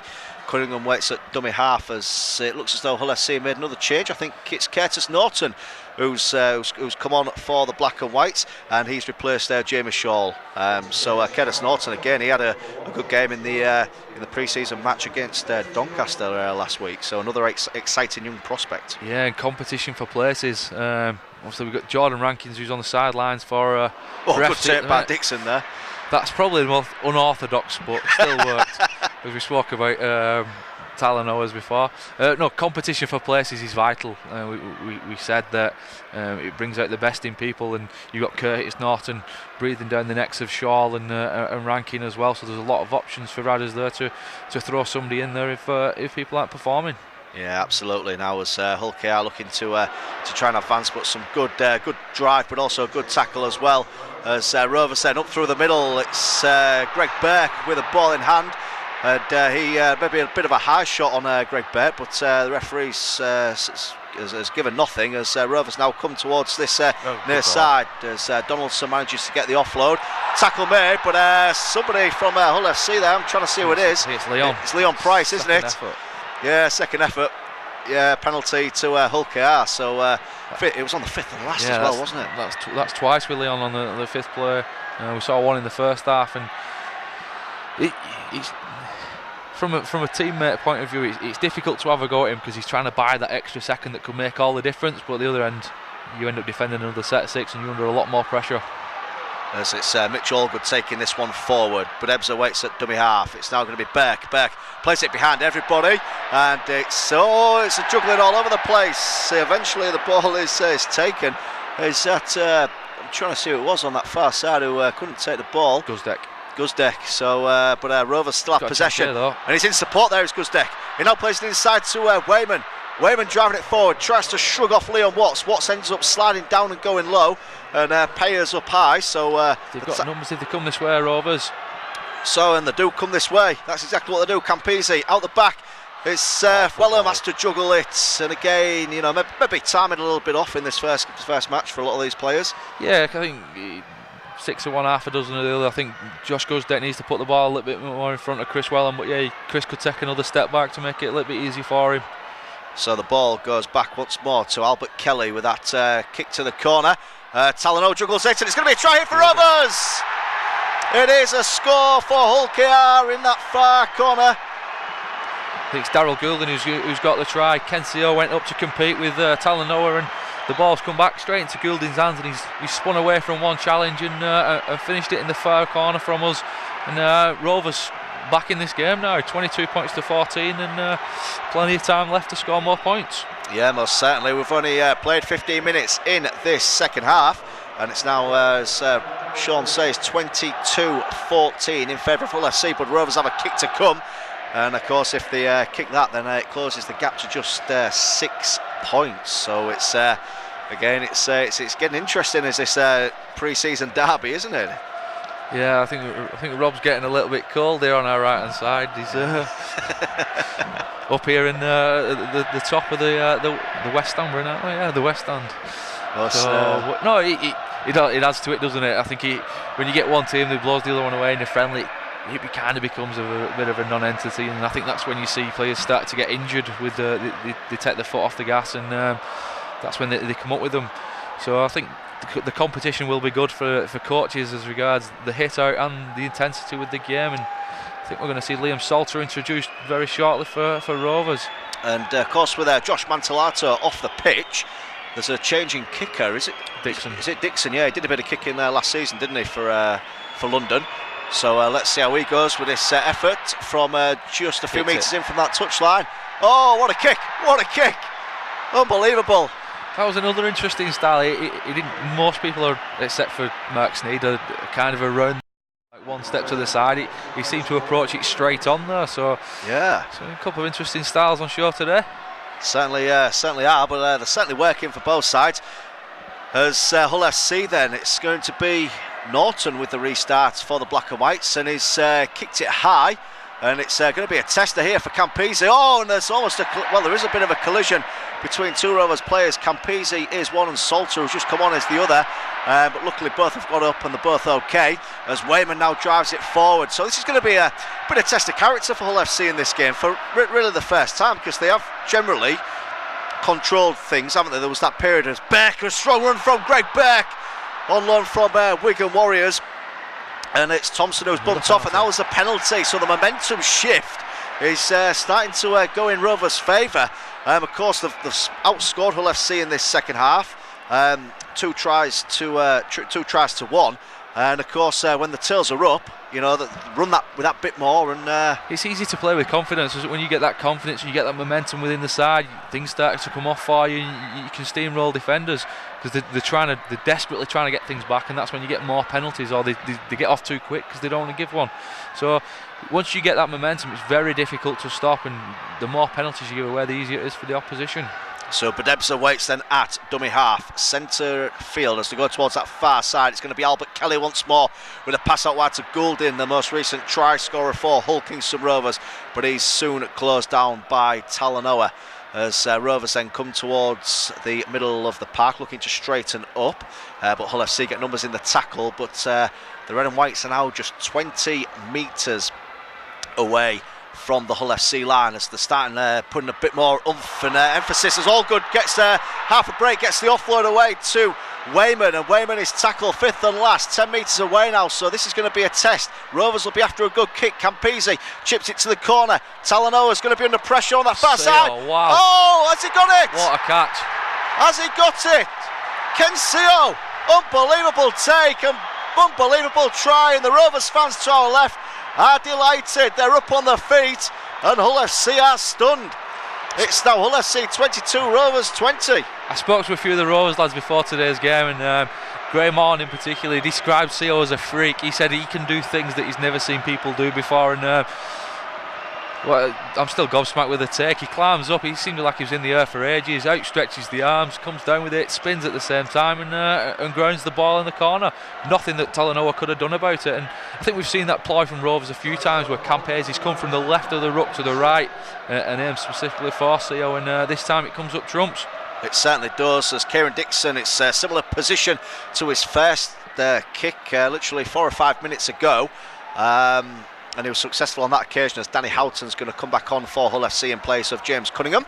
But it's certainly game on here, and this will level things up if he is successful. And what a game this is turning out to be here. And hopefully you are enjoying exclusive coverage of the Clive Sullivan Trophy at kc.co.uk. Hull FC Live and Hull KR TV, brought to you by KC Sports. So we'll have a look how Dixon does, and then we'll be handing over to Rob Chadwick, who's going to take us through to full time.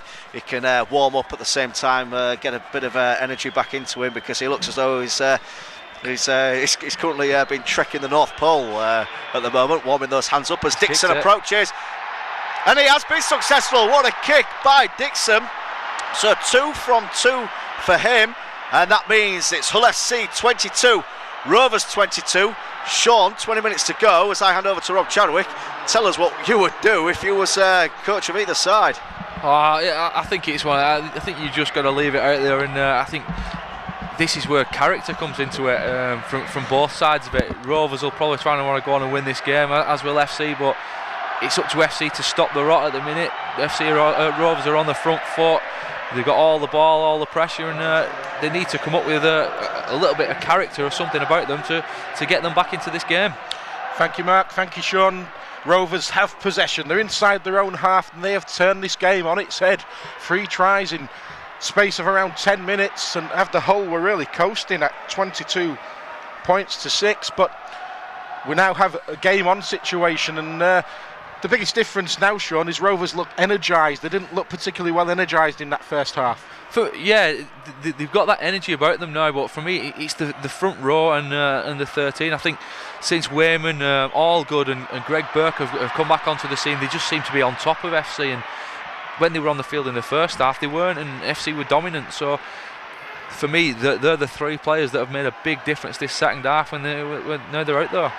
It's making for a better game. Obviously, if Hull had scored another try at 22-6, it may have been slightly one-sided, but this is the kind of pre-season game the coaches will actually quite enjoy, because Hull now have a bit of a test of character, and Rovers have shown some character. Yeah, it's learning to win games. I was speaking previously before the game to an FC fan. He said, we was in the game, we only lost by 2 points. There's an art to winning. There's a break there just down the middle. Sean, sorry to interrupt. It was Jordan Thompson poking his nose through the gap. He plays it to Houghton. Hull on the last tackle, go for the kick option. Underneath it is the youngster Josh Gudzek. He'll be a lad you know well, Sean. Yeah, doesn't lack confidence. No, he doesn't. And I worked with him last year in the under-19s. He's very, very quick, natural ability around him. He's just been unfortunate with a few injuries that he's picked up, but he's still only relatively young. Played one first-team game, I think man of the match in that one, so it'll be good for him to be out there on the field and back out with the senior boys. Rovers have possession. The 13 metres inside their own half of the field. The ball is with Budebza. He just pops it short to Greg Burke, who looks very, very strong with the ball in hand. He attracts 2 or 3 defenders, and he's always looking to slip the ball there. Typical Wigan forward, you have to say there, Sean. Rovers have put the ball deep. Hull will collect that safely, but Greg Burke could be an astute loan signing. Yeah, very astute. We spoke about Jordan Thompson from an FC point of view, doing the things that not many people want to do, the dirty stuff, and Greg Burke's got that in his game. He can do that for you, but he's also got the ability to come up with a special play, and Mick Wayman comes up with a one-on-one. So speaking of special players, it did. I think it was Norton who lost the ball, and Rovers have launched the counter. Goulding's looking to get his wingman away, but that was good defence from Hull. Rovers though are now inside the Hull 20. The step in, they've got to within 11 metres of the try line, around 10 metres in from that left-hand touchline. Rovers attacking their fans here at the KC Stadium at the North Enders. Albert Kelly just tries to drop his shoulder and go between 2, but that door was closed by the black and white defence. Danny Houghton putting in a stint for the home side there. Here's Campese linking up the play. Rovers had numbers then. It's eventually found Kieran Dixon, who's playing on the left wing. Was he taken out? The referee says no. Hull have put the ball dead, and it's a repeat set for Rovers. I actually think Kieran Dixon should have just put his ears back then, Sean, and gone for the line. Yeah, I think it was an FA Premier League moment that way, just slightest little bit of contact. Yeah, from the kick as well, I thought he could have stayed on his feet and gone through and picked it up, but not to be. And but the positive thing from a Rovers point of view is they're going to get the ball back from a dropout, and it's another set 6. Building pressure like this is what it comes down to in Super League games. You need to be able to build the pressure and then take the points when they're on offer. The dropout was fielded by Campese, and he fed Wayman. Rovers are midway inside the Hull FC half of the field. It's with Mitch Allgood. A strong carry from the former Parramatta Eel. Rovers now, though, they look up for this. There's an offload from Wayman. Campese's gone over the top. Will the wingman get the ball? He does. It's Kieran Dixon. He steps one way, steps the other, beats the first man. A swinging arm brought him down, and that's the penalty as a result to Hull Kingston Rovers. And well, Hull are scrambling now, Sean. Yeah, that's silly from Curtis Norton. They'd done the hard bit. There was 2 in the tackle, and Kieran Dixon's just stood up and he just took it out of his hands. It's silly play, and I think Radders will be very frustrated with the last 10-15 minutes from an FC point of view. But it's a word we spoke about, the character of people, and let's see if they can hang on here and prevent Rovers from getting another try. We've played 64 minutes here at the KC Stadium. It's tied up 22-all, and it's just crossed my mind. We're playing for the Clive Sullivan Trophy. What happens if it's a draw? Do we share it 6 months each?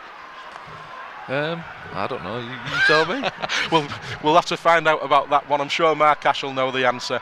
Rovers, though, now have a set only 10 metres away from the Hull line. Allgood charges in. He's met by 3 black and white shirts. He goes to the ground around 7 metres from the uprights.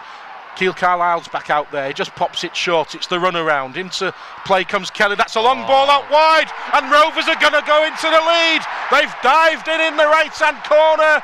Ken Seo's second try, and Hull Kingston Rovers have turned this game on its head. It's Hull FC 22, Hull Kingston Rovers 26. I think there's a brain explosion there from Talanoa. He's come shooting out the line for no reason whatsoever. There was nothing, no threat to him really. I think FC had the numbers, and he's come in off his wing, and great vision from Albert Kelly. Throws the ball over the top. Ken Seo holding his chalk, as all good wingers do. Catches the ball and finishes in the corner. Well, he's come across with a real reputation for scoring tries as Ken Seo. He didn't have to do too much there, Sean. He just simply had to take the ball safely, and as you say, the line was open, but this guy's he knows where the try line is, and he's going to be an exciting player. Yeah, that's what he's paid to do. As you say, he's there to score tries, and from what we've seen today, the glimpses of him from the catch above his head and trying to stretch out. I know he dropped it in the first half trying to score the try, but he looks as though he's strong, he's quick, he's agile, and the most important thing we touched on, he knows where the try line is. Well, Kieran Dixon has absolutely belted over 2 touchline conversions in this second half. It was interesting, the normal kicker, Mantolato, he went off with a knock. It looked as though he took like a neck injury, Sean, that forced him off the field. But if this is our backup kicker, based on what we've seen so far, and that's not a bad option. I didn't know he had it in his locker, Kieran Dixon, to kick goals. He's lining this one up. I'll bring you in just a second. He's 20 metres out, virtually on the touchline. The Hull fans will let us know. The Rovers fans will let us know. It's on its way. Yep. And it's over. The red and whites are the ones cheering as their side now lead by 28 points to 22. But Dixon stealing the show today. Yeah, it's another string to his bow, and I think as we spoke about competition for places, if it comes down to a case of Kieran Dixon or somebody else who can't kick goals, then it might be that little bit of a sweater that Chesney needs to put Dixon into the side, just in case. We've seen players before play just because of their kicking ability. The restart is now back into the hands of the Robins. Keil Carlisle just goes into dummy half position. He just moves it to his left shoulder, and the Rovers will go down 20 metres from their own line. Test of character now for Lee Radford's men. They were strolling, you have to say. Campese moves the ball. Kelly just pops it short, and Hull muscle up defensively. The speed of the play, the ball has noticeably gone up from the red and whites in this second half. They looked very laboured in the first 40, but well, those quick fire tries really dragged them into the game, and the lead for the first time. Sean, what will the thoughts of Lee Radford be at this moment in time?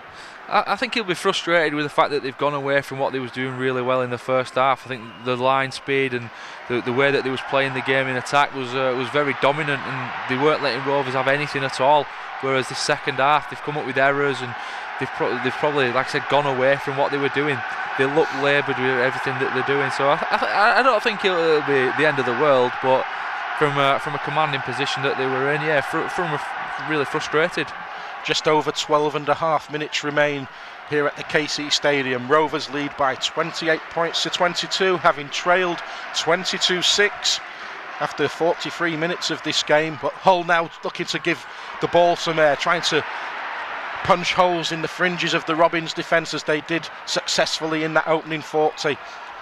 There's an offload, it's collected by Houghton. He gets Hull moving forward. There's numbers here.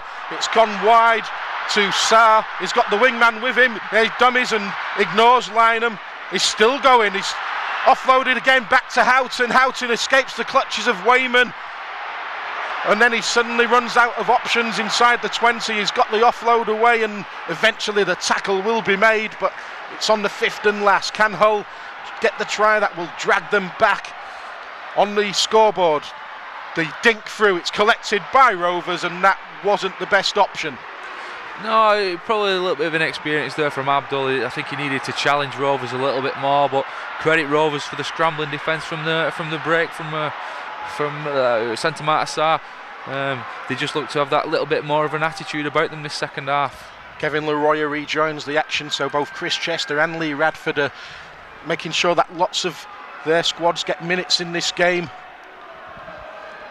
as the Robins will play it inside their own 20. Wayman just puts his head down and charges into the 4 black and white shirts. Houghton, well, he just defends for his life, doesn't he? Not the biggest in stature, but doesn't take a backward step. Hull KR will play this one midway inside their own half. They're on the last tackle though. It's with Kelly, and that's interesting. Rovers need to pick up. They've done so with Leroy. It's on the last tackle. I'm not sure if Kevin Leroy is aware of that, and had he pushed the ball wide, then Sean, there may have been something on, but is that a Hull player down in back play? Yeah, I think it's Liam Watts. He doesn't look in a good way, to be fair, and I think he might have been coming off anyway with the fact Chris Green's jogging onto the field. But yeah, it doesn't look the greatest, whoever it is. So I think it's Watts. He's kicking the floor in either pain or frustration, so that's not a good sign. I think going back to the kick from Albert Kelly, I think that's the time to try things like that. Will it be a momentum changer in this game? Possibly, with the fact that FC are turning the ball over pretty much on the halfway line. As again, friendlies are the time to try that. Have a go at it. If it comes off, fantastic. If not, put it in your locker. So play is held up for this injury to what looks to be Liam Watts. We've got the physios in front of us, Sean, so we can't actually. It does look like Watts, in fairness, and the players. You can see his belly sticking out. That's why. The players just taking the opportunity to have a chat with each other. Chris Green and Mick Wayman exchanging pleasantries. Do you think they're asking each other what they got for Christmas? Absolutely.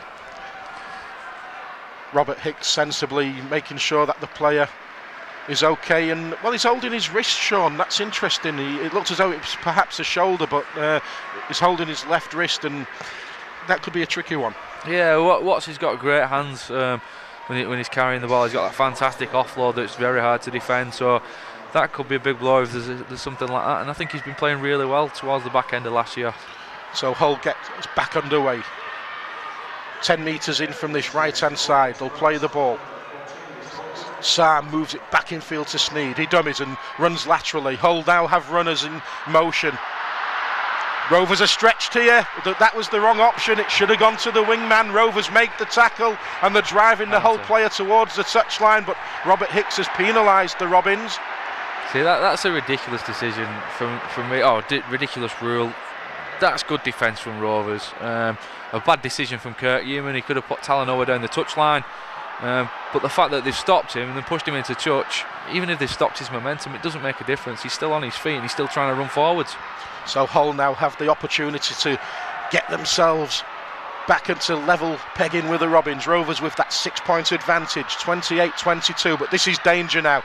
Oh, and that's gone off the hands of Sarr. It wasn't the greatest pass, in fairness, Sean, but it was a bit of a lazy effort.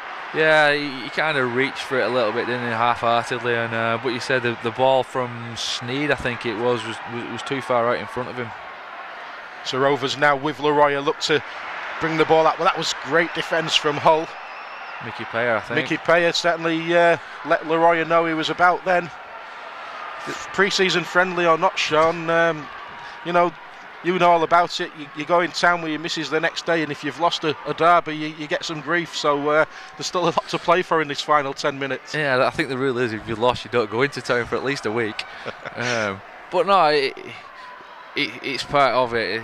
It's the chance to hold your head up high, or you go in hiding for a week. Kelly will punt the ball downfield. It's angled towards the touchline. It's going to be collected by Norton. Nonchalantly with one hand there. He did. Looked very, very casual, but he looks a talented lad. I know he's originally from the Bradford Bulls and went down to Australia, but this is a great opportunity for him. Yeah, he's a youngster, and as we said, opportunities come in all shapes and sizes. He's gone over to Australia to try and test his luck over there. He'll have developed himself as a person an awful lot, and to come back here, and we said Jamie Shaw's and Rankin fighting already for the number 1 spot, but why not throw another name in the mix and put more pressure on him? Hull now being expansive. They've lost the ball again. It was good line speed by Albert Kelly. That's acknowledged by his captain Terry Campese then, because the Hull player just had half an eye on Kelly racing in, and he didn't take the ball cleanly. Rovers will get the scrum head and feed 10 metres inside the Hull FC half of the field. Great read there. I think it was Kieran Dixon, to be honest, Rob, on this left wing that made that decision. They're the money makers for a winger. As we said, in attack they pay to score tries. Defensively, they've got to make their mind up whether they come in and try and shut the play down. If they can, if they don't, they've got to hang off and try and buy a little bit of time for themselves. If they make the wrong call, usually it results in 4 points for the opposition. It was indeed Dixon. Good spot that, Sean. He raced in, and Albert Kelly will shortly be getting his hands on the ball because he's lurking with intent just on that right fringe. Will that be the way Keil Carlisle goes? It does indeed. So Kelly moves it wide. The step. Rovers trying to get up towards the Hull FC 20 metre zone. Hull line speed in this set's been good so far. They just seem to have that little bit more intensity about in this last 5 minutes, don't they, FC? They're getting off the line, and I think that's been led by Danny Horton. There's 7 minutes of the game remaining as Carlisle feeds the ball infield.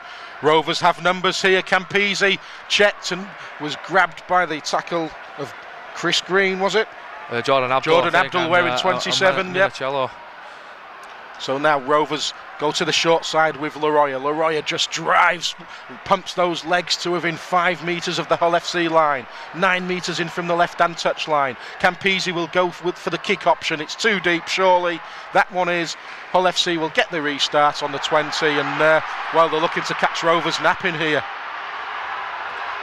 Rovers just managed to get numbers back, and the tackle is made, but that was good cheap ground for Hull. Then they're already 12 metres from halfway on tackle number 1. Yeah, it shows the difference between a good kick and a poor kick, and rather than FC bringing the ball off their own line, they're already 45 metres up the field, and it's only play 2 on the front foot, and going to put Rovers under pressure for this lead.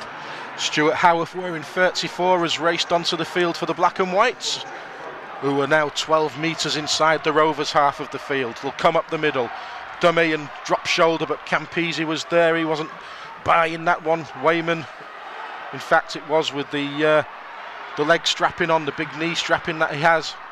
Hull go to the left edge. Good defence though by Rovers. They've really stepped up a gear in this second half, and it's reaped its rewards. Hull will go for the kick on the last. Dixon's there. It's been taken by Hull though. I think Jack Logan is going to be would have been his first touch, but it could have easily been a try, that, Sean. It was a well contested ball, but I think Dixon just about did enough to claim that one, and Robert Hicks tells Rovers to play the ball. Yeah, after that first half, obviously we spoke about him coming up with a few errors from the kicks. He's been rock solid this second half, and he's had a decent game, to be fair to him, with a superb individual try and nifty footwork that's been on show. So yeah, I think Kieran Dixon's covered himself in, I won't say glory today, but he's been very impressive. He certainly kicked well, free from the touchline. There's a kick from Campese. He's at 40-20. It won't have the legs to find the touchline, so Hull will return it, and they're returning it with interest. Oh, that was almost a break there, and Rovers were scrambling. Yeah, it was Donaldson grabbed the collar of Curtis Norton, otherwise he was gone. He was away under the sticks. Certainly looks as though he's got some pace, this Curtis Norton, so both back divisions have some speed out there today. Hull now just trying to force the way through the Rovers defensive line. They're 11 metres inside the red and white's territory. They have less than 5 minutes though to drag themselves back level on the scoreboard. Just looking over to our left, 4 minutes remain of this game. Interesting to see Minicello still out there, still looking for that hat-trick, and I don't think he'll come off unless he's got one. Yeah, the game's finished. He's certainly had a good game for the Black and Whites. He's been one of their eye catchers. It's on the 5th and last. Oh, that wasn't the best ball. It's gone over the shoulder. It's picked up and then thumped left-footed. Rovers just need to be careful here. The only danger there for Seo was whether he drops the ball or not. He took it safely, and well, he's just gained a cheap 15 metres on the back of that. Yeah, he plays the ball on the 40 metres again, touching on the fact that how important that last tackle play is. The difference between 1 metre of it landing in the field of play and can see having to return it from there, or the extra one, and he's up to the 40 metre line already, and FC back on the front foot as Stuart Howarth looks as though he just puts his finger back in after dislocating it with the looks. Ouchie, not a pleasant injury that one. Keel Carlisle has taken Rovers midway inside the Hull FC half. James Green puts his shoulder to the way. That's a great offload. There's a big gap for Rovers here. It's closed down by some desperate Hull defence. They have one more tackle to survive. Otherwise, Rovers will take this Clive Sullivan trophy. Dixon's there. He's knocked it forward in the act of scoring. That would have been the clincher, but Hull survive, and Hull, possibly with 2.5 minutes remaining, have 2, maybe 3 sets at best. Well, you'll be lucky, I think, with that. I think they might get one more after this if they're lucky. Speaking about rugby league players and the bravery, I just spoke about Stuart Howarth putting his fingers back in. He was still stood in the defensive line, putting his fingers back in, and James Green running at him. He decided, I'll just put everything into this, and tried to put a shot on him. But yeah, going back to the Kevin Laurie kick, nicely into the corner, well weighted, and Dixon just couldn't quite get there. Yeah, he's very quick off the mark, is Kieran Dixon. 2 minutes remain of this game. Hull now, they're around 25 metres or so out from the Rovers line, centre of the field. They move the ball to the right edge. It's found the hands of Norton. He beats the first man. He's fed Lynham for the corner. Great tackle. He didn't get there. That was great defence from Rovers. It may well have been Was it the youngster Yeah, it was Josh Guzdeck. Yeah. Put everything into there. Tom Lynham's probably twice the size of Guz, and he threw himself at him, ball and all, everything that was going. Maybe a little bit from Tom Lynham trying for the big fantastic showboat finish, and maybe he'd have been better served being a little bit smarter, putting himself low, making it difficult for Guzdeck to tackle him rather than trying to do the big swan dive. I think as Lynham received the ball, Sean, my money was on him scoring, because we've seen him do it so many times. But as you say, bodies on the line, even in friendlies, you can't leave anything in the dressing room, can you? No, not at all. And there's two sides to the story with that one. Josh Guzdeck was prepared to commit himself and put everything into it, whereas for me it seemed as though Tom Lynham wanted more for the camera shot rather than scoring the try. So Rovers now have possession. They have 65 seconds in which to prevent Hull FC scoring, and Rovers will claim the Clive Sullivan Trophy, and they will claim the early season brain rights. Keil Carlisle just slows it down, just pops it safe and short. Was Rovers now just keeping the ball up the jumper time, and I think Chris Chester will certainly be very, very pleased with the second half performance, Sean. He may have some criticisms of the first half, but now Rovers have lost possession, so Hull are racing to form the scrum. They have 35 seconds in which to snatch this one back. Yeah, I think from a Hull KR point of view, I think Chris will be disappointed with the intensity of the first half. Well, most of it. The second half, I think he'll be struggling to pick any faults with it. I think there's been very good, important contributions from all players. From an FC point of view, I thought first half they were fantastic. There was probably one missed tackle for the Dixon try, but second half they just seem to lack that X factor that they seem to have, and that intensity to go about the business and punish Rovers for their mistakes. So Hull now have been tackled around 30 metres out. They have 20 seconds in which to score a try which could potentially result in this game finishing as a draw. The missed tackle was by Kelly. Rovers are scrambling. Hull are 21 metres out, around 15 metres in from the left-hand touchline. The Rovers fans have begun the countdown. Surely it's got to be a kick. No. There is the kick. Lynham's going to not get the chance to hunt that one down. It was too deep. The Rovers fans are the ones celebrating as their side have turned this second half on its head. After 43 minutes, Talanoa scored. Sneed's conversion made it 22-6 to Hull FC, who had the half-time lead of 16-6, and at that stage you wondered what Hull Kingston Rovers were going to take from this game, apart from some much-needed match fitness. But then on 47 minutes it all started to go swimmingly well for Rovers. Wellham scored on 47, Goulding went in on 55, and then Seo scored the first of his brace on 58. Seo went in for his second on 64 minutes. Some superb touchline conversions from Kieran Dixon, and Hull Kingston Rovers are the victors. They have taken the Clive Sullivan Trophy by 28 points to 22 here at the KC Stadium, and well, I think both sides will be happy for the hit out. Good match fitness. Hopefully the injuries to Liam Watts and to Gareth Ellis aren't too serious. Likewise to the Rovers wingman Josh Mantellato. But Sean, all in all, that was a good game. Yeah, it was good. It was good from a neutral point of view. Good hit out for both sides, and as I said, some impressive performances from individuals. Thought Kieran Dixon and Ken Seo were outstanding for Rovers in the three quarters. Cam Paisley looked to the second half, he became a lot more organised, and we saw individual flashes of brilliance from Albert Kelly with the break that set up Chris Wellham's try. Wayman and Allgood came on, and Greg Burke that second half, and they just got Rovers on that front foot, and they could capitalise on the back of that. From a FC point of view, yeah, they've lost the game, but I think that first half showed what they're capable of with a very strong side. Is it going to be the same as last year, where they were in them positions and threw games away? Hopefully not. I think this whole LFC side can really go on and challenge this year. They've got a great squad with some great players in it. They just need that X factor, that killer instinct to, when they're in front of teams, just go in there and finish them off. Don't give them an opportunity to get back into the game. Go in there, do the workman-like thing, and get the 2 points.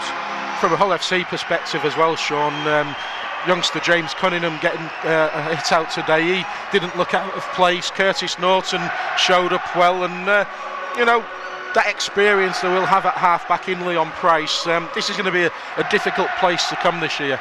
Yeah, when this place is full and it's rocking, the FC fans are behind them, it's a very difficult place to come to, and being on both sides of that, when this crowd gets going, it can give you that extra lift that you're down and out, and they can just give you that little bit of a buzz, and you're back in there. But individual performances, I thought we saw Danny Orton work as hard as he always does. Mark Sneyd and Leon Price organised first half. They just seemed a little bit individualised the second. For me, the right edge is going to be the big threat for them this year with Minicello. Westerman, we know what Joe Westerman's capable of, and we saw glimpses today with the workmanlike attitude, and I think they just need that belief that they can go and win games. I think the FC boys, and I'm sure we'll see them win a lot more games.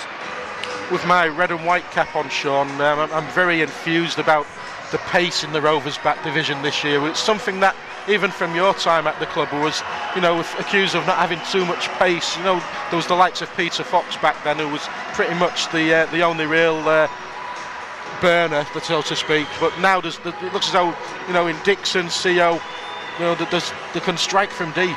So you're saying I'm slow, Rob?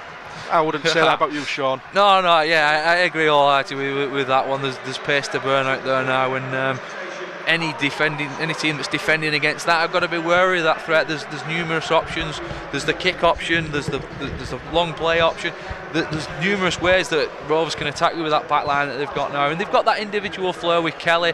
They've got the structure and organisation with Campese. So for me, yeah, they're a lot more of a threat with the back line that they've got this year, and yeah, they're capable of upsetting a few teams, and definitely for me, both sides that we've seen on show tonight are well capable of finishing in that top 8.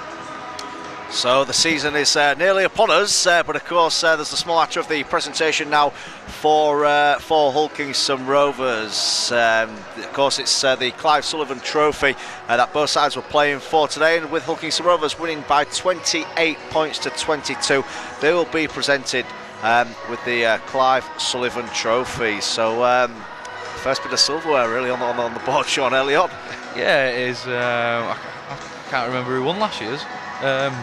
Anyway, it doesn't matter, I suppose, but it's nice to get it in the trophy cabinet, and also them Rovers fans who's paid to come across here from the other side of the city today will go home happy with bragging rights. And it is a friendly, it is a hit out, but it is always nice to get on over and start on top of the others.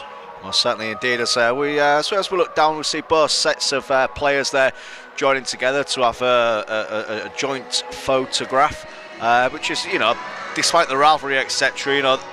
These sets of players, whether you're red and white or black and white, these sets of players are very important for the community, aren't they? So it's also important after the game to see, things like this happen as well. Yeah, players, no matter what, are very influential in the community, and also my role at the minute with Warrington Wolves is in the community, and the importance of it is underestimated. What one person sees somebody do from a rugby league point of view, they're amazed by that. They'll go home and tell everybody about it. So to see players mingle with each other like this, it sends out a message that you need to be friends with whoever. It doesn't matter if they're red and white, black and white. Friends are friends, and even if you play against them for that 80 minutes, you're at war after that. That's your best mate. Absolutely. As we look down there and see Ross Sullivan there, the wife of the late great Clive Sullivan there, presenting the trophy to Terry Campese, the winning captain of the Clive Sullivan Trophy match that has taken place today. So let's see players now leave the field of play, and certainly he'll be disappointed not to have won that game. Do you think it's a little bit alarming as to maybe how much they've dropped off, or do you think it was just Rovers with the momentum that maybe it was a struggle, or do you think interchanges and things like that play a part? I think it's a little bit of all them elements that are going to come into it, Mark. I think Rovers got on top, and it was difficult to stop that momentum that they had. FC went away from the things that they was doing really well, and as you say, there was the influx of bringing different players into different positions. We saw people switch from left side of the field to right side, different fullbacks, different halfback combinations. It all adds to it, and we spoke about the continuity of players and in certain positions, and getting used to players being in their positions. once you start changing things as often as they do in friendlies, then it is difficult to get that back. Absolutely. As we see the winning team then, Hull Kingston Rovers, starting to leave the field here. Just walking off there, winning captain Terry Campese there, as he's got the trophy in his hand. So it's been an interesting day. It's been an interesting performance, and Hull FC 22, Hull Kingston Rovers 28. So thank you for joining us for today's game. Don't forget, you can get more on your club from Hull KR TV and Hull FC Live, and make sure you keep an eye out for more great programmes in the future from KC Sport. This was a Pro Sports Marketing and Eon Visual Media production for KC Sport.